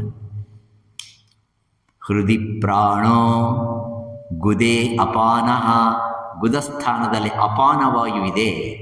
ಅಪಾನವಾಯು ತುಂಬ ಇಂಪಾರ್ಟೆಂಟು. ಅದನ್ನು ಅಸಹ್ಯ ಪಟ್ಕೋಬೇಡಿ. ಅದು ಬರ್ದಾ ಇಲ್ಲ ಅಂದರೆ ಬಲು ಬಜ್ಜಿತೆ. ಅದು ಉಭಯ ಸಂಕಟ. ಮೇಲೆಗಡೆ ಬರೋದಿಲ್ಲ, ಕೆಳಗಡೆ ಹೋಗೋದಿಲ್ಲ. ಏನು ಅವಸ್ಥೆ, ಏನು ಹೊಟ್ಟೆ ಉಬ್ರ, ಮತ್ತೆ ಟ್ಯಾಬ್ಲೆಟ್ಟು, ಡಾಕ್ಟ್ರು, ಬೇಡ ಅವಸ್ಥೆ. ಅಪಾನವಾಯು ಬೇಕು. ಕಾರಣ ಏನೆಂದರೆ ಗುದಸ್ಥಾನದಲ್ಲಿ ಇದ್ದು, ಅದೇ ವಾಯುವೇ ಗುದಸ್ಥಾನದಲ್ಲಿ ಇದ್ದು ನೀನು ತಿಂದಿರ್ತಕ್ಕಂಥ ಆಹಾರವನ್ನು ಪಚನವನ್ನು ಮಾಡದ ಮೇಲೆ ಉಳಿದಿರ್ತಕ್ಕಂಥ ಯಾವ ಕಿಟ್ಟವಾದರೆ ಉಂಟು ಅದನ್ನು ತುಂಬ ನಯವಾಗಿ ಉಪಾಯವಾಗಿ ಹೊರಗಡೆ ಹಾಕ್ತಕ್ಕಂಥದ್ದು. ಮಕ್ಕಳು ತುಂಬ ಗಲಾಟೆ ಮಾಡ್ತಾ ಇದ್ದರೆ ಡಾಕ್ಟರ್ ಹತ್ರಕ್ಕೆ ಕರ್ಕೊಂಡು ಹೋಗ್ತೀರಿ. ಡಾಕ್ಟರ್ ಹತ್ರಕ್ಕೆ ಹೋದರೆ ಡಾಕ್ಟ್ರ್ ಏನು ಕೇಳ್ತಾನೆ ಹೇಳಿ? ಏನು ಡಾಕ್ಟ್ರೇ 2 ದಿವಸ ಆಗಿಲ್ಲ, 2 ದಿವಸದಿಂದ ನಂಬರ್ 2 ಆಗಿಲ್ಲ, ಪಾಟಿ ಆಗಿಲ್ಲ ಅಂದರೆ ಊಸ್ತಾ ಇದೆಯಾ ಅಂತ ಕೇಳ್ತಾರೆ. ಅದು ಅಪಾನವಾಯು ಬರ್ತಾ ಇದೆ ಅಂದರೆ ಇವತ್ತೆಲ್ಲ ನಾಳೆ ಆಗುತ್ತೆ, ನೀವೇನು ಯೋಚನೆನೇ ಮಾಡಬೇಡಿ. ಹಲವಾರು ಜನ 3-4 ದಿವಸ ಹೋಗೋದೇ ಇಲ್ಲ, ಚಿಂತೆನೇ ಇಲ್ಲ. ಇದು ಮಾತ್ರ ಬರ್ರ ಅಂತದ್ದು ಶಬ್ದವೇ ಶಬ್ದ, ಅಷ್ಟಿದ್ರೆ ಸಾಕು. ಅಂದರೆ ಭಗವಂತ ಆ ಅಪಾನವಾಯು ಸ್ವರೂಪಕನಾಗಿ ನಿನ್ನಲ್ಲಿ ಎಲ್ಲಿ ಇರಬಾರ್ದು ಅಂತ ನೀನು ಅಂದ್ಕೊಂಡಿದೆಯೋ ಅಲ್ಲಿ ಇದ್ದುಕೊಂಡು ನೀನು ತಿಂದಿರ್ತಕ್ಕಂಥದ್ದು ಏನೇನು ತಿಂದಿದೆಯೋ, ಹೆಂಗೆ ತಿಂದಿದೆಯೋ, ಹಸಿರಸೆ ತಂದಿದ್ದೀಯೋ, ಹುಡುಕಿಂದೇ ತಿನ್ನಾವೋ, ಹುಡ್ಕೋಕೊಂಡ ಉಂಡೇ ತಿನ್ನಾವೋ, ಶನಿಪಿಂಡಿ ತಿನಿ ಏಮಿ ಹೊದ್ದು ಈ ಕಡುಪು ಎಂತ ಭಾರಮಯ್ಯಂದೋ ಅಷ್ಟೆಲ್ಲ ಪಾಪ ಅದು ತಟ್ಟುಕೊಂಡು ಆ ಹೊಟ್ಟೆಯಲ್ಲಿರ್ತಕ್ಕಂಥದ್ದು ಪಚನವನ್ನು ಮಾಡಿ ಉಳಿದಿರ್ತಕ್ಕಂಥ ಕಿಟ್ಟವನ್ನು ಒಂದಿನ ಅಲ್ಲ ಇನ್ನೊಂದು ದಿನ ಹೊರಗಡೆ ಹಾಕೋತಕ್ಕಂಥ ವಾಯು ಯಾವುದು ಅಂದರೆ ಅಪಾನವಾಯು. ಹೃದಯ ಪ್ರಾಣೋ ಗುದೇ ಅಪಾನಃ ಸಮಾನೋ ನಾಭಿ ಸಂಸ್ಥಿತ. ನಾಭಿಯಲ್ಲಿ ಇರತಕ್ಕಂಥ ಯಾವುದು ಅಂದರೆ ಸಮಾನ ವಾಯುವಿದೆ. ಇದು ಭಗವಂತ ಮಾಡ್ತಕ್ಕಂಥ ಕೆಲಸ ಇದೆ. ನಾವು ಅಂದ್ಕೊಳ್ತೀವಿ ಈ ವಾಯು ಮಾಡ್ತಕ್ಕಂಥ ವಾಯು ರೂಪವನ್ನು ಇದ್ದು ವಾಯುವಿಗೆ ನಿಜವಾಗಿರ್ತಕ್ಕಂಥ ಸ್ಫೂರ್ತಿಯನ್ನು ಕೊಡ್ತಕ್ಕಂಥವನು ಅವನೇ. ಅಹಂ ವೈಶ್ವಾನರೋ ಭೂತ್ವಾ ಪ್ರಾಣಿನಾಂ ದೇಹಮಶ್ರಿತಃ ಪ್ರಾಣಾಪಾನ ಸಮಾಯುಕ್ತಃ ಪಚಾಮಿ ಅನ್ನಂ ಚತುರ್ವಿಧಂ. ನೀನು ಊಟ ಮಾಡಿರ್ತಕ್ಕಂಥ ಪ್ರತಿಯೊಂದು ಪದಾರ್ಥವನ್ನು ಇಲ್ಲಿ ಸಮಾನವಾಯು ಸ್ವರೂಪಕನಾಗಿ ಭಗವಂತ ನಾಭಿಸ್ಥಾನದಲ್ಲಿ ಇದ್ದು ನಿನಗೆ ನಿದ್ದೆ ಮಾಡಿಸ್ತಾನೆ. ಊಟ ಮಾಡಿದ ತಕ್ಷಣವೇ ನೀವೇನು ಮಾಡ್ತೀರಿ? ನಿದ್ದೆ ಮಾಡ್ತೀರಿ. ನಿನಗೆ ಆನಂದ. ಅವಾಗ ಇಲ್ಲಿರ್ತಕ್ಕಂಥ ಸ್ವಾಮಿ ಗ್ರೈಂಡರ್ ಮಾಡಿಕೊಂಡು ಗ್ರೈಂಡ್ ಮಾಡ್ತಾನೆ. ನಿಮಗೆ ಗೊತ್ತಾಗೋದಿಲ್ಲ, ಶಬ್ದವು ಕೇಳಿಸೋದಿಲ್ಲ, ಆ ಶಬ್ದ ಕೇಳಿಸೋದಿಲ್ಲ.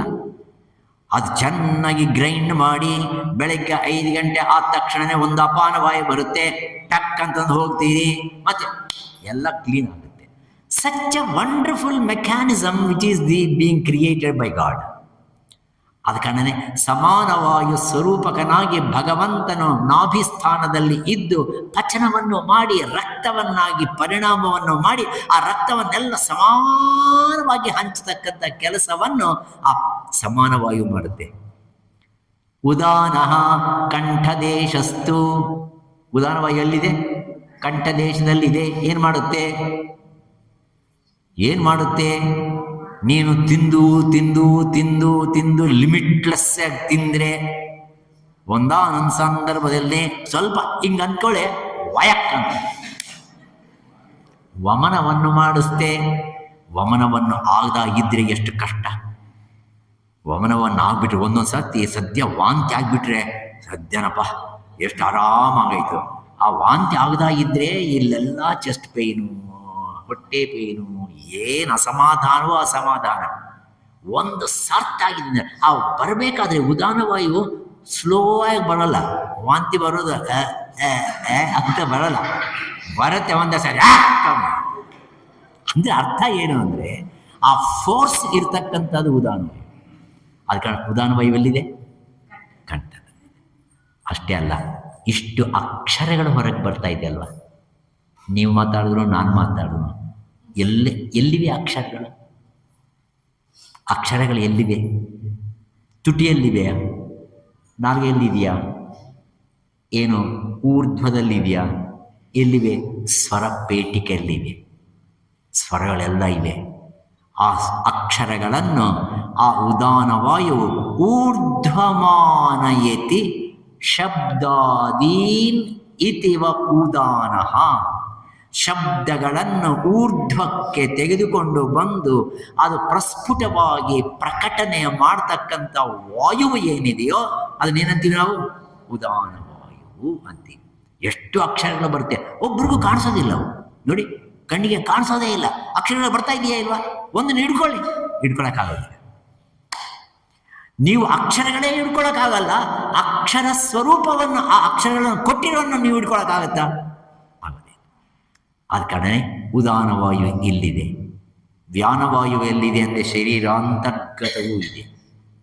ಶರೀರಾಂತರ್ಗತವೂ ಇದ್ದು ಈ ಆಹಾರವು ಪಚನವಾಗಿರ್ತಕ್ಕಂಥದ್ದು ಸಮಾನವಾಗಿ ಎಲ್ಲ ಇಂದ್ರಿಯಗಳಿಗೆ, ಅಂಗಾಂಗಗಳಿಗೆ ಸಪ್ಲೈ ಆಗಿದೆಯಾ ಇಲ್ವಾ ಅಂತಂದು ಸೂಪರ್ವೈಸ್ ಮಾಡ್ತಕ್ಕಂಥದ್ದು ವ್ಯಾನವಾಯು. ಇವಾಗ ಎಷ್ಟು ವಾಯುಗಳಾಯಿತು? ನಾನಿವಾಗ ಪ್ರಶ್ನೆ, ಈ 5 ವಾಯುಗಳು ಅವ ಕೆಲಸಗಳನ್ನು ಮಾಡಬೇಕಾದ್ರೆ ಯಾರು ಪ್ರಚೋದನೆ ಮಾಡಿದ್ದಾರೆ? ಇದು ಪ್ರಶ್ನೆ. ಯಾರು ಪ್ರಚೋದನೆ ಮಾಡಿದ್ದಾರೆ ಅಂದರೆ ಗುರು ಹೇಳ್ತಾ ಇದ್ದಾನೆ, ಈ 5 ಪ್ರಾಣಗಳಿಗೆ ಪ್ರಚೋದನ ಆಗಿರ್ತಕ್ಕಂಥದ್ದು ಯಾವ ಶಕ್ತಿ ಆದರೆ ಉಂಟೋ ಅದು ಪ್ರಾಣಸ್ಯ ಪ್ರಾಣ. ಪ್ರಾಣಗಳಿಗೆ ಪ್ರಾಣನಪ್ಪ ಅದು. ಆ ಪ್ರಾಣಗಳಿಗೆ ತ್ರಾಣ ಕೊಟ್ಟಿರೋದು, ಶಕ್ತಿ ಕೊಟ್ಟಿರತಕ್ಕಂಥದ್ದು ಯಾವುದೋ ಅಲ್ಲ, ಆತ್ಮವಸ್ತುವೇ. ಆತ್ಮವಸ್ತು ಇಲ್ಲ ಅಂದರೆ ಈ 5 ಪ್ರಾಣಗಳು ಇಲ್ಲ. ಉಪಪ್ರಾಣಗಳಿದೆ 5 ಉಪಪ್ರಾಣಗಳು. ಅಂದರೆ ನಾಗ, ಕೂರ್ಮ, ಕೃಕರ, ದೇವದತ್ತ, ಧನಂಜಯ ಹೆಸರುಗಳವ. ನಾಗ, ಕೂರ್ಮ, ಕೃಕರ, ದೇವದತ್ತ, ಧನಂಜಯ ಏನು ಕೆಲಸ ಮಾಡುತ್ತೆ ಅಂದರೆ ಇಲ್ಲೇನನ್ನ ಗಂಟಿಗೆ ಸೇರಿಕೊಳ್ಳುತ್ತೆ. ಯಾರಂತಾರೆ? ಯಾವ ವಾಯುವುದು? ಅದೇ ರೀತಿಯಾಗಿ ಅಚಿ ಅಂತೀರಲ್ವ, ಅದು ಬರಬೇಕು. ಬಂದರೆ ಶುರುವಾದರೆ ತಾಪತ್ರೆ. ಆ ಅಚಿ ಅನ್ನಬೇಕಾದ್ರೆ ಆ ಅಚಿ ಅಂತಕ್ಕಂಥ ಆ ವಾಯುವು ಒಂದಿದೆ, ಅಚಿ ಅನಿಸ್ತಕ್ಕಂಥ ವಾಯು. ಅಷ್ಟೇ ಅಲ್ಲ, ಈ 2 ಅಲ್ಲದೇನೆ ನೀವು ಕಿರ್ಚಬೇಕನ್ನೋದಾಗ ಆ ಕಿರ್ಚೋದಕ್ಕೆ ಒಂದು ವಾಯು ಬೇಕು. ಅಷ್ಟೇ ಅಲ್ಲ, ಕಣ್ಣು ಮುಚ್ಚೋದಕ್ಕೆ, ಕಣ್ಣು ತೆಗೆಯೋದಕ್ಕೆ ನಿಮಗೆ ಬೇಕಾಗಿರ್ತಕ್ಕಂಥ ವಾಯುಶಕ್ತಿ ಬೇಕು, ಚಲನಶಕ್ತಿ. ಆದ ಕಾರಣ ನಾಗ, ಕೂರ್ಮ, ಕೃಕರ, ದೇವದತ್ತ, ಧನಂಜಯ ಅನ್ನುವ ಉಪ ವಾಯುಗಳು ಈ ವ್ಯಾನ, ಉದಾನ, ಸಮಾನ, ಪ್ರಾಣ, ಅಪಾನಗಳಂತಕ್ಕಂಥ ಪ್ರಧಾನ ವಾಯುಗಳನ್ನು ಈ ಎಲ್ಲ ವಾಯುಗಳಿಗೆ ವಾಯು ಸ್ವರೂಪಕನಾಗಿ ಪ್ರಾಣಸ್ಯ ಪ್ರಾಣ, ಈ ಪ್ರಾಣಗಳಿಗೆ ನಿಜವಾಗಿ ಶಕ್ತಿಯನ್ನು ಕೊಡ್ತಕ್ಕಂಥವನೇ ಅವನಿದಾನೋ ಅವನಪ್ಪ ಆತ್ಮವಸ್ತು. ಮತ್ತು ನಿನ್ನಲ್ಲಿದೆಯೋ, ನಿನಗಂದರೆ ಹೊರಗಡೆ ಇದೆಯೋ? ನನ್ನಲ್ಲೇ ಇದೆ, ಅದು ನನ್ನಲ್ಲೇ ಇದೆ. ಪ್ರಾಣಸ್ಯ ಪ್ರಾಣ. ಅಷ್ಟೇ ಅಲ್ಲ, ವಾಚೋಹ ವಾಚಂ, ವಾಕ್ಯೇ ವಾಕ್. ಅದೇ ರೀತಿಯಾಗಿ ಪ್ರೇತ್ಯಸ್ಮಾನ್ ಲೋಕಾದ್ ಅಮೃತ ಭವಂತಿ, ಈ ಇಂದ್ರಿಯಗಳೆಲ್ಲವೂ ಅದೇ ರೀತಿಯಾಗಿರ್ತಕ್ಕಂಥ ಕೆಲಸಗಳನ್ನು ಮಾಡ್ತಾ ಇದೆ. ಆದರೆ ಆ ಇಂದ್ರಿಯಾತೀತವಾಗಿರ್ತಕ್ಕಂಥ ಒಂದು ಚೈತನ್ಯ ಶಕ್ತಿ ಇರದ ಇದ್ರೆ ಇದೆಲ್ಲ ಮಾಡೋದಿಲ್ಲ. ಆದ ಕಾರಣ ಬುದ್ಧಿವಂತನಾಗಿರುವವನು, ಶ್ಲೋಕದಲ್ಲಿ ಹೇಳು, ಬುದ್ಧಿವಂತನಾಗಿರುವವನು, ವಿವೇಕವಂತನಾಗಿರ್ತಕ್ಕಂಥವನು ಈ ಕಾರ್ಯಗಳನ್ನು ಅಲ್ಲದೇನೆ ಕಾರ್ಯಗಳಿಗೆ ಕಾರಣೀಭೂತವಾಗಿರ್ತಕ್ಕಂಥ ಆತ್ಮವಸ್ತು ದರ್ಶನವನ್ನು ಮಾಡೋದಕ್ಕೆ ಪ್ರಯತ್ನವನ್ನು ಪಟ್ಟು ಅಮೃತತ್ವವನ್ನು ಹೊಂದುತ್ತಾನೆ. ಏನೂ ಅಲ್ಲ ಇದಕ್ಕೆ ಎಸ್ಸೆನ್ಸ್. ಸಮಾಧಿ ಸ್ಥಿತಿಯಲ್ಲಿ ಜ್ಞಾನಿ ಆಗಿರೋನು ಆ ಸ್ಥಿತಿಯಲ್ಲಿ ಇರ್ತಾನೆ. ಯಾಕಂದರೆ ಆತ್ಮಶಕ್ತಿ ಅನ್ನೋದು ಈ ಎಲ್ಲ ಕೆಲಸಗಳನ್ನು ಮಾಡ್ತಕ್ಕಂಥದ್ದು. ನಿದ್ದೆಯಲ್ಲಿ ಆಗ್ತಾ ಇದೆಯಾ ಇಲ್ವಾ ಅಂದರೆ ನಿದ್ದೆಯಲ್ಲಿ ಇವೆಲ್ಲ ಆ್ಯಕ್ಟಿವಿಟೀಸ್ ಯಾವುದೂ ಇಲ್ಲ. ಹಾಗಾದರೆ ನಿದ್ದೆ ಈಸ್ ಈಕ್ವಲ್ ಟು ಅದು ಸ್ವರ್ಗ ಅಂದ್ಕೊಳ್ಳೋಣ, ಈಸ್ ಈಕ್ವಲ್ ಟು ಕೈವಲ್ಯ ಅಂದ್ಕೊಳ್ಳೋಣ. ಅದು ನಿಜವಾಗಿರ್ತಕ್ಕಂಥ ಬ್ರಹ್ಮ ಚೈತನ್ಯ ವಸ್ತುವಿನ ಒಂದು ರಿಯಲೈಸ್ಡ್ ಸ್ಟೇಟ್ ಆಫ್ ಮೈಂಡ್ ಅಂದ್ಕೊಳ್ಳೋಕ್ಕಾಗೋದಿಲ್ಲ. ಕಾರಣ ಏನಂದರೆ ನಿದ್ದೆಯಲ್ಲಿ ಅಜ್ಞಾನ ಇದೆ. ನಿದ್ದೆಯಲ್ಲಿ ಏನಿದೆ? ನೀವು ನಿದ್ದೆ ಮಾಡಿದ್ದೀರಿ, ಚೆನ್ನಾಗಿ ಮಾಡಿದ್ದೀರಿ. ಬೆಳಗ್ಗೆ ಎದ್ದು ಕೇಳ್ತೀನಿ ನಾನು, ನಿದ್ದೆ ಚೆನ್ನಾಗಿ ಬಂತೇನಪ್ಪ? ಬೋಲ್ ಚೆನ್ನಾಗಿ ಬಂತಪ್ಪ. ನಿದ್ದೆ ಮಾಡೋವಾಗ ನೀನು ಹೇಳ್ತೀಯ? ನಿದ್ದೆ ಮಾಡೋವಾಗ ಹೇಳ್ತೀಯ? ಯಾವಾಗ ಹೇಳ್ತೀಯ ನೀನು? ನಿದ್ದೆ ಎದ್ದ ಮೇಲೆ. ನಿದ್ದೆಯಲ್ಲಿ ನೀನೇನಾದ್ರು ಚೆನ್ನಾಗಿ ನಿದ್ದೆ ಮಾಡ್ತಾ ಇದ್ದೀನಿ ಅಂತಂದು ಹೇಳಿದ್ರೆ ಇವ್ನು ನೀನು ನಿದ್ದೆನೇ ಬಂದಿಲ್ಲ ಅಂತ ಅಲ್ವಾ? ಇವನಿಗೆ ನಿದ್ದೆನೇ ಬಂದಿಲ್ಲ. ಪ್ರಕಟಣೆ ಮಾಡೋದಕ್ಕೆ ಆಗೋದೇ ಇಲ್ಲ. ಆ ಪ್ರಕಟಣೆ ಮಾಡೋದಕ್ಕೆ ಆಗಲ್ಲ ಅನ್ನೋದಾದರೆ ಅಜ್ಞಾನ ಇದೆ ಅಂತ ಅರ್ಥ. ಇದಕ್ಕೆ ಶಾಸ್ತ್ರದಲ್ಲಿ ತುಂಬ ಒಳ್ಳೆ ಎಕ್ಸಾಂಪಲ್ ಕೊಟ್ಟಿದ್ದಾರೆ. ದೊಡ್ಡ ಬಾವಿ, ತುಂಬ ನೀರು, ಏನೆಲ್ಲ ಅಂದ್ರೆ ಒಂದು 5-6 ಮಟ್ಟ ನೀರಿದೆ, ಒಳ್ಳೆ ಸ್ವಚ್ಛವಾಗಿರೋ ನೀರು. ನೀವು ಕೊಡ ತೊಗೊಂಡೋಗಿ ಸೇದೋದಕ್ಕೆ ಹೋಗಿದ್ದೀರಿ. ಆ ಸೇದೋದಕ್ಕೆ ಹೋಗ್ಬಿಟ್ರೆ ಅದು ಏನಾಯಿತೋ ಆ ಕೊಲಿಗೆಗೆ ಸರಿಯಾಗಿ ಹಾಕಿಲ್ಲ ಅಂತ ಕಾಣಿಸ್ತೆ. ಆ ಬಿಂದಿಗೆ, ಅದು ಬೆಳ್ಳಿ ಬಿಂದಿಗೆ ಅಂದ್ಕೊಳ್ಳೋಣ, ಬೆಳ್ಳಿ ಬಿಂದಿಗೆ, ಆ ಬೆಳ್ಳಿ ಬಿಂದಿಗೆ ಸೇದ್ಕೊಳ್ಳೋಕೆ ಥಮಕ್ಕಂಡು ಹೋಯ್ತು. ಎಲ್ಲಿಗೋಯ್ತು ಇವಾಗ? ಕೆಳಗಡೆ ಹೋಯ್ತು. ಒಬ್ಬನಿಗೆ ಈಜುಗಾರ ಬಂದ, ನಾನು ತೆಗಿತೀನಿ. ಅವನು ಇಳ್ದ ಪಾಪ 1 ಸಾತಿ 2 ಸಾತಿ ಟ್ರೈನಿಂಗ್ ತಗೊಂಡ. ಆಮೇಲೆ ಕೆಳಗಡೆ ಹೋದ, ಸಿಕ್ತು. ಅವನು ನನಗೆ ಬೆಳ್ಳಿ ಕೊಡ ಸಿಕ್ಕಿದೆ ಅಂತಂದು ಹೇಳೋಕೆ ಆಗತ್ತಾ? ಯಾವಾಗ ಹೇಳ್ತಾನೆ ಅವನು? ಸುಷುಪ್ತಿಯಲ್ಲಿ ಹಾಗೆ. ಸುಷುಪ್ತಿಯಲ್ಲಿ ನಿದ್ದೆ ಮಾಡ್ತಕ್ಕಂಥ ಸಂದರ್ಭದಲ್ಲಿ ನನಗೆ ಚೆನ್ನಾಗಿ ನಿದ್ದೆ ಬಂದಿದೆ ಅಂತಕ್ಕಂಥ ಜ್ಞಾನ ಇಲ್ಲ ನಿಮಗೆ. ಅದನ್ನ ಹೇಳ್ತೀವಿ ಅಜ್ಞಾನ ಅಂತೀವಿ. ಅದನ್ನೇನಂತೀವಿ? ಜ್ಞಾನಿ ಹಾಗಲ್ಲ. ಸಮಾಧಿ ಸ್ಥಿತಿಯನ್ನು ಹೊಂದಿರತಕ್ಕಂಥ ಜ್ಞಾನಿ ಪುರುಷ, ಆ ಜ್ಞಾನಿಗೆ ಸಮಾಧಿನಲ್ಲಿ ಇದ್ರೂ ನಿದ್ದೆಯಲ್ಲಿ ಯಾವ ಸಂತೋಷವು, ಯಾವ ಆನಂದವನ್ನು ಅವನು ಪಡೀತಾ ಇದ್ದಾನೋ ಸಮಾಧಿ ಸ್ಥಿತಿನಲ್ಲಿ ಆ ಆನಂದವನ್ನೇ ಪಡಿತಾನೆ. ಇಂದ್ರಿಯಾತ್ಮಕವಾಗಿರ್ತಕ್ಕಂಥ ಜಗತ್ತಿಗೆ ಯಾವ ರೀತಿಯಾಗಿರ್ತಕ್ಕಂಥ ನಂಟಸ್ಥಾನ ಇರಲ್ಲ. Such A wonderful state of, I don't say it is a state of mind. I don't say mind. Mind is not there.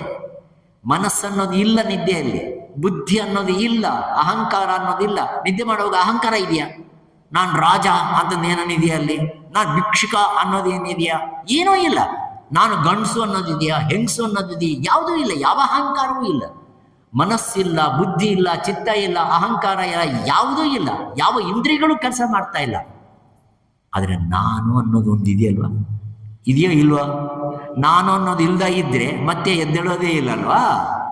ಅದಕ್ಕೋಸ್ಕರ ನಾನು ಅಂತಕ್ಕಂಥ ಯಾವುದೋ ಒಂದು ಆತ್ಮ ಚೈತನ್ಯ ಶಕ್ತಿ ಸಮಾಧಿ ಸ್ಥಿತಿನಲ್ಲಿ ಅವನಿಗೆ ಅರ್ಥವಾಗುತ್ತೆ. ಅದು ಓಹೋ, ಎಂಥ ವಿಶ್ವವನ್ನು ನಾನು ನನ್ನ ದೇಹದಲ್ಲೇ ಕಾಣ್ತಾ ಇದ್ದೀನಿ, ನನ್ನ ಪ್ರಜ್ಞೆಗೆ ನನಗೆ ಬರ್ತಾ ಇದೆ, ನನಗೆ ಇನ್ನೇನು ಬೇಕಾಗಿಲ್ಲ ಅನ್ನಿಸ್ತೆ. ಹಿಂಗೆ ಇರೋಣ ಅನ್ನಿಸ್ತೆ. ನಾನು ಮತ್ತೆ ಉತ್ಥಾನವಾಗಬೇಕು ಅನ್ನಿಸೋದೂ ಇಲ್ಲ.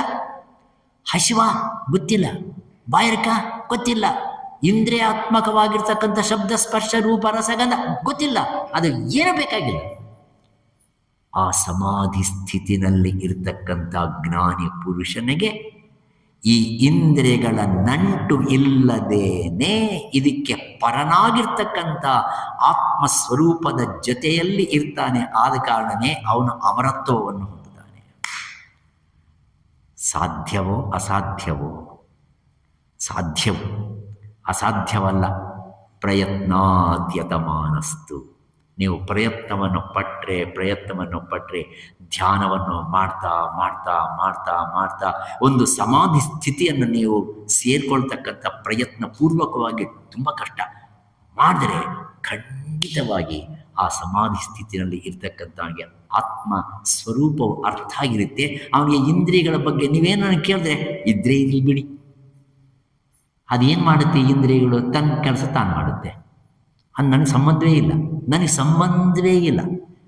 ಈ ಸ್ಥಿತಿ ಬರಬೇಕಾದರೆ ಗುರು ಹೇಳ್ತಾನೆ, ನೀನು ಈ ಸ್ಥಿತಿಯನ್ನು ಹೊಂದಿರುವಾಗ ನಿನಗೆ ಅನುಭವಕ್ಕೆ ಬಂದಿರುವ ಯಾವ ಚೈತನ್ಯವಿದೆಯೋ ಅದು ಆತ್ಮವಸ್ತು. ಎಷ್ಟು ಚೆನ್ನಾಗಿ! ಅದಕ್ಕೋಸ್ಕರನೇ ಶಂಕರ ಭಗವತ್ಪಾದಾಚಾರ್ಯರು ಒಂದು ನಿರ್ವಾಣ ಷಟ್ಕ ಬರೆದಿದ್ದಾರೆ. ಈ ಸಂದರ್ಭದಲ್ಲಿ ಆ ನಿರ್ವಾಣ ಷಟ್ಕ ಕರೆಕ್ಟಾಗಿ ಹೊಂದಿಕೊಳ್ಳುತ್ತೆ.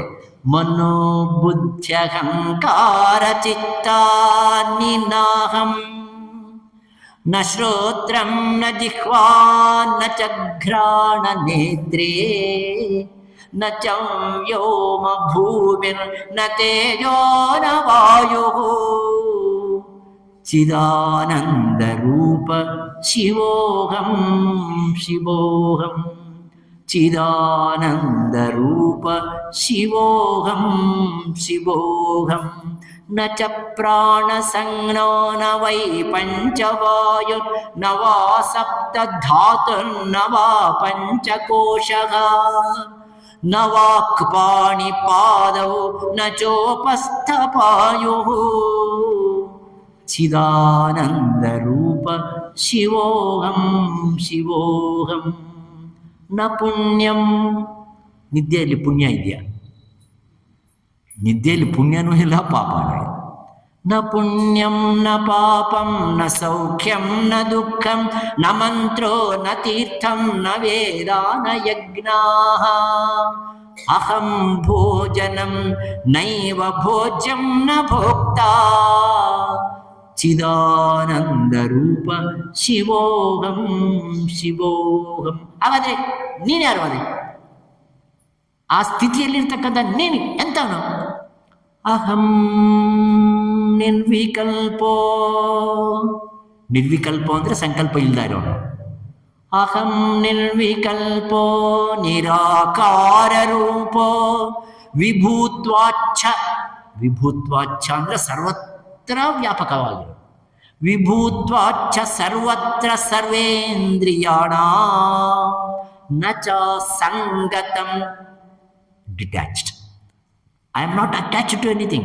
Na cha sangatam naiva muktirna meyah chidananda rupa shivoham shivoham chidananda rupa ಶಿವೋಹಂ ಶಿವೋಹಂ. ಆ ಸ್ಥಿತಿಯಲ್ಲಿ ಹಸಿವಿಲ್ಲ, ನಿದ್ದೆ ಇಲ್ಲ, ಎಂಥದೂ ಇಲ್ಲ. ಅಂಥ ಸ್ಥಿತಿಯನ್ನು ನಮಗೆ ಅರ್ಥವಾಗೋದಕ್ಕೋಸ್ಕರವಾಗಿ ಅದಕ್ಕೊಂದು ಹೆಸರಿಟ್ಟರು ಆತ್ಮ. ಇದಾದ ಮೇಲೆ ಇನ್ನೊಂದು ಶ್ಲೋಕದಲ್ಲಿ ಹೇಳ್ತಾನೆ, ಅಪ್ಪ ಈ ಇಂದ್ರಿಯಗಳೆಲ್ಲ ಅವೆಲ್ಲ ಆತ್ಮವಸ್ತು ಹತ್ತಿರಕ್ಕೆ ಹೋಗೋಕ್ಕಾಗಲ್ಲಪ್ಪ. ಅವು they stop, they have their own limits. ನ ತತ್ರ ಚಕ್ಷುರ್ಗಚ್ಚತಿ ನ ತತ್ರ ಚಕ್ಷುರ್ಗಚ್ಚತಿ. ಕಣ್ಣು ಹೊರಗಡೆ ನೋಡುತ್ತೆ, ಒಳಗಡೆ ನೋಡುತ್ತಾ? ಅಷ್ಟೆಲ್ಲ ಯಾಕೆ? ನಿಮ್ಮ ಮುಖ ನೀವೇ ನೋಡ್ಕೊಳ್ಳಿ. ಕನ್ನಡಿ ಇಲ್ಲ, ಕನ್ನಡಿ ಇಲ್ಲ, ನಿಮ್ಮ ಮುಖ ನೀವು ನೋಡ್ಕೊಳ್ಳಿ. ನಿಮ್ಮ ಕಣ್ಣು ನೀವೇ ನೋಡ್ಕೊಳ್ಳಿ, ನಿಮ್ಮ ಮೂಗು ನೀವು ನೋಡ್ಕೊಳ್ಳಿ. ಅರೆ ನಿಮ್ಮ ಕಣ್ಣು ನೀವು ನೋಡ್ಕೊಳಕ್ಕಾಗಲ್ಲ, ಮತ್ತೆ ನಿಮ್ಮ ಕಣ್ಣು ಒಳಗಡೆ ಇರ್ತಕ್ಕಂಥ ಆತ್ಮವಸ್ತುವನ್ನು ನೋಡುತ್ತಾ? ಅದಕ್ಕೋಸ್ಕರನೇ ನ ಚಕ್ಷು ನ ಗಚ್ಚತಿ. ನಿನ್ನ ಚಕ್ಷು ಒಳಗಡೆ ಹೋಗ್ತಕ್ಕಂಥ ಆತ್ಮಶಕ್ತಿಯನ್ನು ನೋಡಕ್ಕೆ ಆಗೋದಿಲ್ಲ. ನ ವಾಕ್ ಗಚ್ಚತಿ. ಈ ವಾಕು ಹೊರಗಡೆ ಬರುತ್ತೆ ಹೊರತು ಒಳಗಡೆ ಹೋಗುತ್ತಾ? ಒಳಗಡೆ ಹೋಗೋದೆಲ್ಲ ಲಡ್ಡು, ಹೊರಗಡೆ ಬರೋದೆಲ್ಲ ವಾಂತಿ. ಹೊರಗಡೆ ಬರುತ್ತೆ ಹೊರತು ಇದು ಒಳಗಡೆ ಹೋಗೋದೇ ಇಲ್ಲ. ಅದು ಒಳಗಡೆ ಹೋಗಬೇಕಾದ್ರೆ ಅದು ಕೇವಲ ಅಕ್ಷರ ರೂಪಕವಾಗಿ ಯಾರಿಗೂ ಕಣ್ಣಿಗೆ ಕಾಣಿಸ್ದೇನೆ ಹೋಗುತ್ತೆ. ಇಲ್ಲಿರ್ತಕ್ಕಂಥ ವಾಕು ಕಣ್ಣಿಗೆ ಕಾಣದೆ, ಒಂದು ಅಕ್ಷರ ನಿಮಗೆ ಕಣ್ಣಿಗೆ ಕಾಣಿಸೋದಿಲ್ಲ, ಎಲ್ಲಿಗೆ ಹೋಗುತ್ತೆ ಮತ್ತೆ ಡೈರೆಕ್ಟಾಗಿ ಇಲ್ಲಿ ಹೋಗಿರ್ತಕ್ಕಂಥ ಶಬ್ದವನ್ನು ಸ್ವೀಕಾರ ಮಾಡ್ತಕ್ಕಂಥ ಒಂದು ತಾಯಿ ಶಾರದಾ. ಶಾರದಾ ನೀ ಕುಮ್ರೋಕ್ಯದ ನನು ಕರುಣ ಜೋಡು. ಶಾರದಾ ನೀ ಕುಮ್ರೋಕ್ಯದ ತಲವಾಕೀಟ ನಿಲುವಂಬಣಿ ಲಲನಾಗ್ನರ ಹರಿ ಕಥನನು. ಮತ್ತೆ ಇಲ್ಲಿ ನಿಂತ್ಕೊಂಡು ಆ ತಾಯಿ ಯಾವ ಸ್ವರಗಳ ಮೂಲಕ, ಶಬ್ದಗಳ ಮೂಲಕ, ನಾದದ ಮೂಲಕ, ಅಕ್ಷರದ ಮೂಲಕ ಏನೇನು ಪ್ರಸಾರವನ್ನು ಮಾಡುತ್ತೋ ಅದೆಲ್ಲ ಹೋಗಿ ಎಲ್ಲಿ ಸೇರಿಕೊಳ್ಳುತ್ತೆ ಅಂದರೆ ಇಲ್ಲಿ ಸೇರಿಕೊಳ್ಳುತ್ತೆ. ಇಲ್ಲಿ ಬ್ರಹ್ಮದೇವನಿದ್ದಾನೆ. ಇದಕ್ಕೆಲ್ಲ ಉಪನಿಷತ್ತಿನ ಪಾಯಿಂಟ್ ಇದೆ. ಇಲ್ಲಿ ಬ್ರಹ್ಮದೇವನಿದ್ದಾನೆ. ಬ್ರಹ್ಮದೇವನ ಹೆಂಡತಿ ಯಾರು?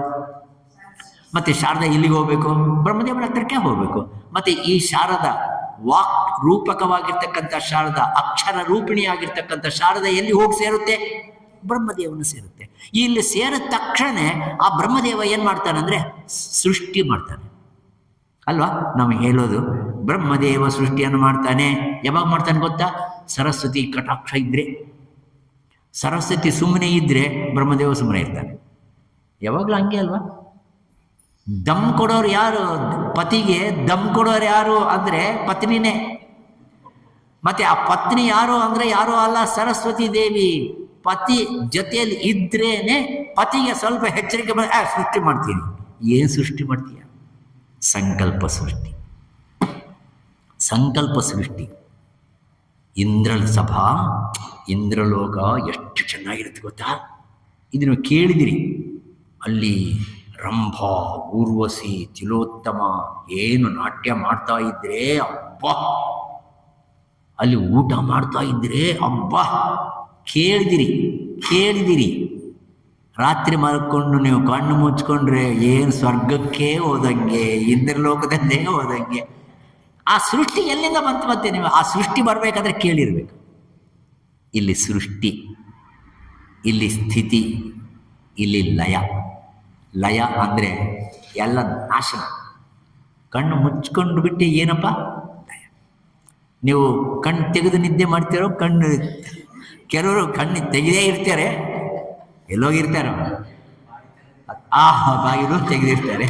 ಅದಕ್ಕೋಸ್ಕರನೇ ನೋಡಿ, ಅದಕ್ಕೋಸ್ಕರ ಇಲ್ಲಿ ಲಯ ಆಗುತ್ತೆ. ಇಲ್ಲಿ ಪಾರ್ವತಿ ಪರಮೇಶ್ವರಿದ್ದಾರೆ, ಶಿವನಿದ್ದಾನೆ. ಪಾರ್ವತಿ ಹೆಂಗಿದ್ದಾಳೆ ಅಂದರೆ ಕಪ್ಪಾಗಿದ್ದಾಳೆ.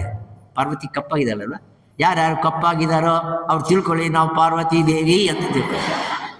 ಯಾರ್ಯಾರು ಕೆಂಪಾಗಿದ್ದಾರೋ ಲಕ್ಷ್ಮಿ ಅಂತ ತಿಳ್ಕೊಳ್ಳಿ. ಯಾರ್ಯಾರು ಬೆಳ್ಳಿಗಿದ್ದಾರೋ ಅವರೆಲ್ಲ ಸರಸ್ವತಿ ಅಂತ ತಿಳ್ಕೊಳ್ಳಿ.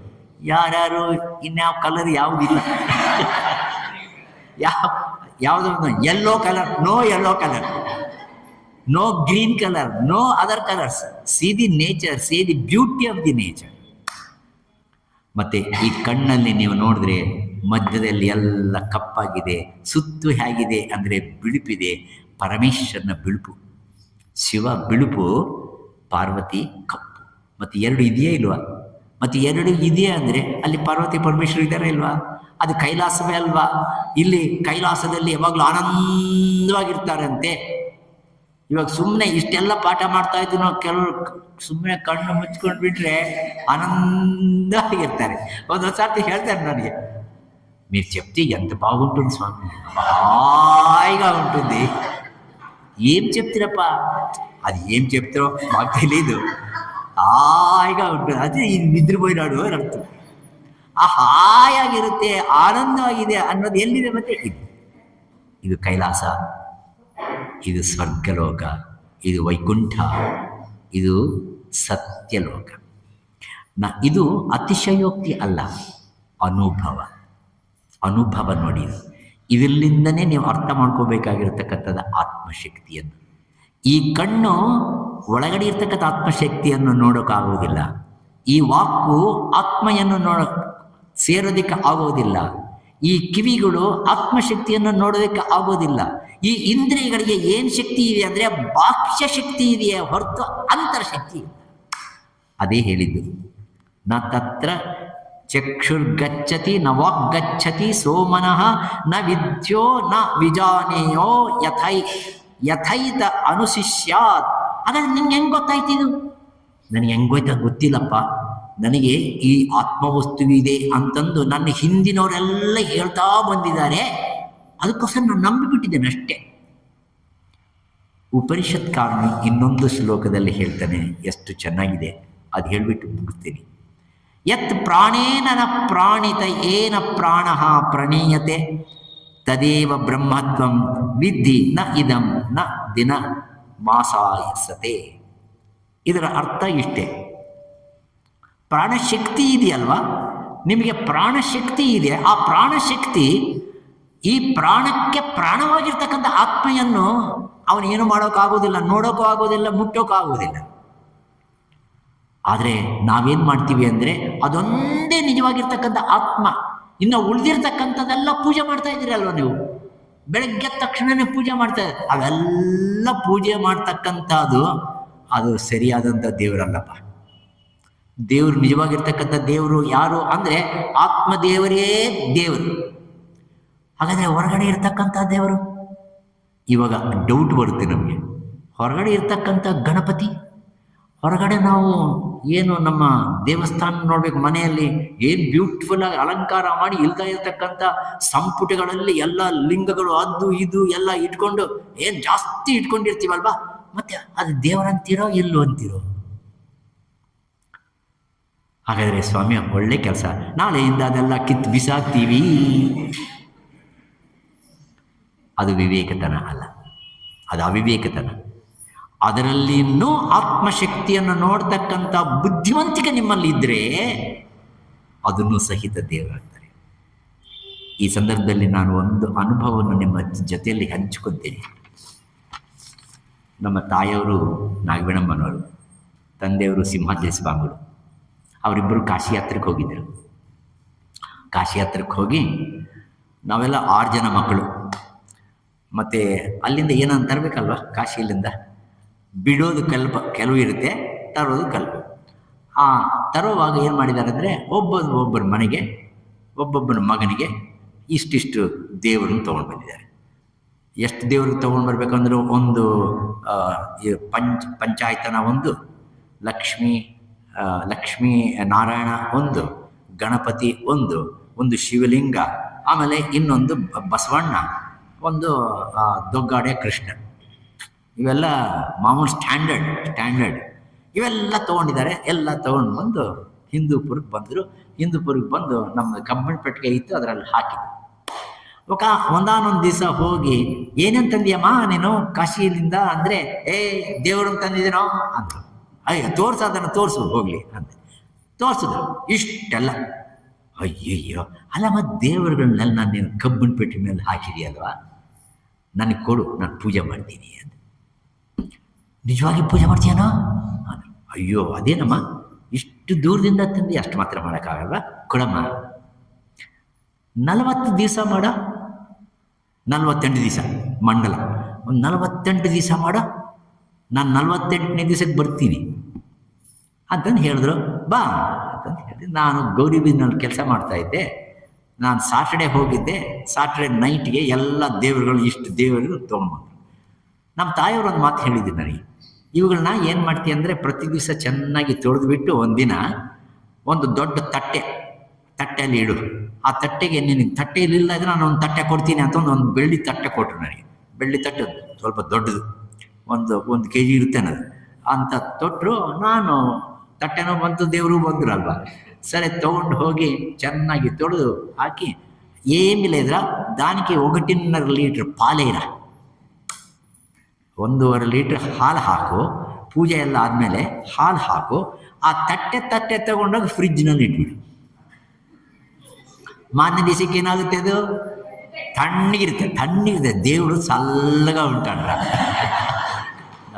ಅಂದರೆ ನಮ್ಮ ತಾಯಿಯವರಲ್ಲಿ ಜ್ಞಾನ ಎಷ್ಟೋ ಕರ್ಮ ಅಷ್ಟೇ. ಸೊ ತಣ್ಣಗಿರುತ್ತೆ. ಬೆಳಗ್ಗೆ ತೊಗೊಂಡು ಬಂದು దానిపైన వేడి నీళ్ళు వేస్తే అంత పాలంతా తీసుకో, పాలు కాచుకో, ನೀವು వాడుకో. మళ్ళా నీళ్ళతో అంత కడిగి ಮತ್ತೆ ಶುಭ್ರ ಮಾಡಿ ಮತ್ತೆ ಹಾಲು ಹಾಕಿ ಮತ್ತೆ ಎಷ್ಟು ದಿನ ಮಾಡಬೇಕಪ್ಪ, 40 ದಿವಸ. ನನಗೆ ತುಂಬ ಖುಷಿ. ನಾನು ಜಾಸ್ತಿ ದೇವರನ್ನ ಪೂಜೆ ಮಾಡ್ತಾಯಿದ್ದೀನಿ ಅಂತಂದು ಸಂಡೇ ಏನು ಕೆಲಸ ಇದ್ದಿಲ್ಲ, ಅದಕ್ಕೋಸ್ಕರ ಎಲ್ಲ ಸಾಂಗೋಪಾಂಗವಾಗಿ ಮಾಡಿ ಊಟ ಮಾಡೋದು 11 ಗಂಟೆಗೆ ಆದರೆ ಅವತ್ತಿನ ದಿನ 1:30ಕ್ಕೆ ಊಟ ಮಾಡಿದ್ದಾಯಿತು. ಸದ್ಯ ನೆಕ್ಸ್ಟ್ ಡೇ ಮಂಡೇ ಕಾಲೇಜ್ ಇದೆ, ಕಾಲೇಜಿಗೆ ಹೋಗಬೇಕು, 9 ಗಂಟೆಗೆ ಹೋಗಬೇಕು. ನಾನು ಇದೆಲ್ಲ ಹಿಡ್ಕೊಂಡು ಕೂತ್ಕೊಂಡ್ರೆ 6 ಗಂಟೆಗೆ ಎದ್ದು ಇದೆಲ್ಲ ಮಾಡಿದೆ. ಅವಾಗ ಅನ್ನಿಸ್ತು, ಅಯ್ಯಯ್ಯೋ ಪ್ರತಿ ದಿವಸ ಸಂಡೇ ಆಗಿದ್ರೆ ಚೆನ್ನಾಗಿರ್ತಾಯಿತ್ತು. ಏನೋ ಕಷ್ಟಪಟ್ಟು ಮಾಡಿದೆ. 3ನೇ ದಿವಸ 4ನೇ ದಿವಸ ಎಲ್ಲ ಆಯಿತು, 1 ವಾರ ಆಯಿತು, 1 ತಿಂಗಳಾಯಿತು, 48 ದಿವಸ ಆಯಿತು. ನಮ್ಮ ತಾಯಿಯವರು ಬಂದರು. ನಾನು ಹೇಳಿದೆ, ಅಮ್ಮ ನೀ ದೇವಣ್ಣು ನೀವೇ తీసుకొని నాకు ఒకటి వద్దికి ಯಾರು ఇట్లాంటావు, దేవుళ్ళు పూజ చేయాలా అంటివి కదరా, నువ్వు బాగా పూజ చేసినావా లేదరా ಅಂತ ಕೇಳೋದು. ಚೆನ್ನಾಗಿ ಪೂಜೆ ಮಾಡಿದೆಯಾ ಇಲ್ವಾ? ಅಮ್ಮ ಪೂಜೆ ಮಾಡೋದು ಬಿಟ್ಟು ಟೈಮ್ ಎಷ್ಟಾಗುತ್ತೆ ಗೊತ್ತೇ ನನಗೆ, ನನ್ನ ಅವಸ್ಥೆ ಬೇಡ. ಅವಾಗ ಒಂದು ಮಾತು ಹೇಳಿದ್ರು ನಮ್ಮ ತಾಯಿ, ಇದು ಜ್ಞಾನಿ ಪುರುಷನ ಮಾತ್ರ ಹೇಳಬಲ್ಲತಕ್ಕಂಥ ಮಾತು. పూజ చేసేది చాలు అని తెలుసుకునేదానికి పూజ చేయాలి చూಡ್ರ. ಪೂಜೆ ಮಾಡೋದು ಸಾಕು ಅಂತ ಒಂದು ತಿಳುವಳಿಕೆ ನಿನಗೆ ಬರಬೇಕಾದ್ರೆ ನೀನು ಪೂಜೆ ಮಾಡಿರಬೇಕು. ಪೂಜೆನೇ ಮಾಡ್ತಾ ಇದ್ದರೆ ಪೂಜೆ ಮಾಡಿಲ್ಲ ಅನ್ಬಾರ್ದು. ಪೂಜೆ ಯಾತಕ್ಕೆ ಮಾಡಬೇಕು ಅಂದರೆ ಇನ್ನು ಪೂಜೆ ಮಾಡೋ ಅವಶ್ಯಕತೆ ಇಲ್ಲ ಅಂತಂದು ಫೈನಲ್ ಆಗಿ ಸೆಟ್ಲ್ಮೆಂಟ್ ಆಗೋದಕ್ಕೆ ಪೂಜೆ ಮಾಡು. ಇವಾಗ ನೀವೇ ಹೇಳಿ, ಪೂಜೆ ಮಾಡ್ದ ಇದ್ದರೆ ಉಂಟಾಗತಕ್ಕಂಥ ನಷ್ಟ ಏನಿದೆ? ಪೂಜೆ ಮಾಡೋದರಿಂದ ಬಂದಿರತಕ್ಕಂಥ ಭಾಗ್ಯ ಏನಿದೆ? ಆತ್ಮವಸ್ತು ಜ್ಞಾನವು ಸಂಪೂರ್ಣವಾಗಿ ಸಿದ್ಧಿ ಪಡೆದುಕೊಂಡಿರ್ತಕ್ಕಂಥ ಸಮಾಧಿ ಸ್ಥಿತಿನಲ್ಲಿರುವ ಜ್ಞಾನಿ ಪೂಜೆ ಮಾಡಿದ್ರೂ ಸರಿನೇ, ಪೂಜೆ ಮಾಡ್ದ ಇದ್ರೂ ಸರಿನೇ. ನಾಳೆಯಿಂದ ನೀವು ಪೂಜೆ ಮಾಡ್ತೀರಾ? ನೀವು ಮಾಡಿ. ಇನ್ನು ನಾವು ಆ ಸ್ಟೇಜಿಗೆ ಹೋಗಿಲ್ಲ ನಾವು. ಅದಕ್ಕೋಸ್ಕರ ಉಪನಿಷತ್ನಲ್ಲಿ ಅದೇ ಹೇಳ್ತಾನೆ, ಇವೆಲ್ಲ ದೇವತೆಗಳ ಪೂಜೆಯನ್ನು ಮಾಡೋದು ಅದು ಇಂಪಾರ್ಟೆಂಟ್ ಅಲ್ಲ. ಅದೆಲ್ಲ ಮಾಡೋದು ಯಾತಕ್ಕಂದರೆ ಆತ್ಮದರ್ಶನಕ್ಕೋಸ್ಕರವಾಗಿ ಮಾಡ್ತಕ್ಕಂಥದ್ದು ಆತ್ಮಪೂಜೆ. ಅದು ಯಾವ ಪೂಜೆ? ಅದು ಆತ್ಮಪೂಜೆ. ಆ ಆತ್ಮಪೂಜೆಯಲ್ಲಿನೇ ನಿಜವಾಗಿರ್ತಕ್ಕಂಥ ಆನಂದ ಇದೆ. ಅಂಥ ಆನಂದವನ್ನು ನೀಡ್ತಕ್ಕಂಥ ಆತ್ಮ ಚೈತನ್ಯ ವಸ್ತು ಅದನ್ನು ನಿಜವಾಗಿ ನಿನ್ನ ಇಂದ್ರಿಯಗಳಲ್ಲಿ ಹೋಗೋದಕ್ಕೆ ಆಗೋದಿಲ್ಲಪ್ಪ. ಇದು ಪ್ರಥಮ ಖಂಡ ನಮ್ಮ ಕೇನ ಉಪನಿಷತ್ತಿನಲ್ಲಿ. ನಾಳೆ ನಾಡಿದ್ದು 2 ದಿವಸ ಇದೆ. ನಾಳೆ 2ನೇ ಅಧ್ಯಾಯ ಸ್ವಲ್ಪ ಹೇಳಿ ಒಂದು ಒಳ್ಳೆ ಕಥೆ ಇದೆ, ಆ ಕಥೆಯನ್ನು ನಾಳೆ ಹೇಳೋಣ. ನಾಡಿದ್ದು ಪರಿಸಮಾಪ್ತಿ ಮಾಡ್ತಕ್ಕಂಥ ಒಂದು ಕೆಲಸವನ್ನು ಮಾಡೋಣ. ಮತ್ತು ನಮಗೆಲ್ಲರಿಗೂ ರಾಮಕೃಷ್ಣ ಪರಮಹಂಸ, ಶಾರದಾದೇವಿ ಮತ್ತು ವಿವೇಕಾನಂದ ಮತ್ತು ನಮ್ಮ ಸದ್ಗುರುಗಳೆಲ್ಲರೂ ನಿಮಗೆ ಅಂಥ ಜ್ಞಾನವನ್ನು ಕೊಟ್ಟು ಕಾಪಾಡಬೇಕೆಂದು ನಾನು 4 ವಾಕ್ಪುಷ್ಪಗಳನ್ನು ನಾನು ಸಮರ್ಪಣೆ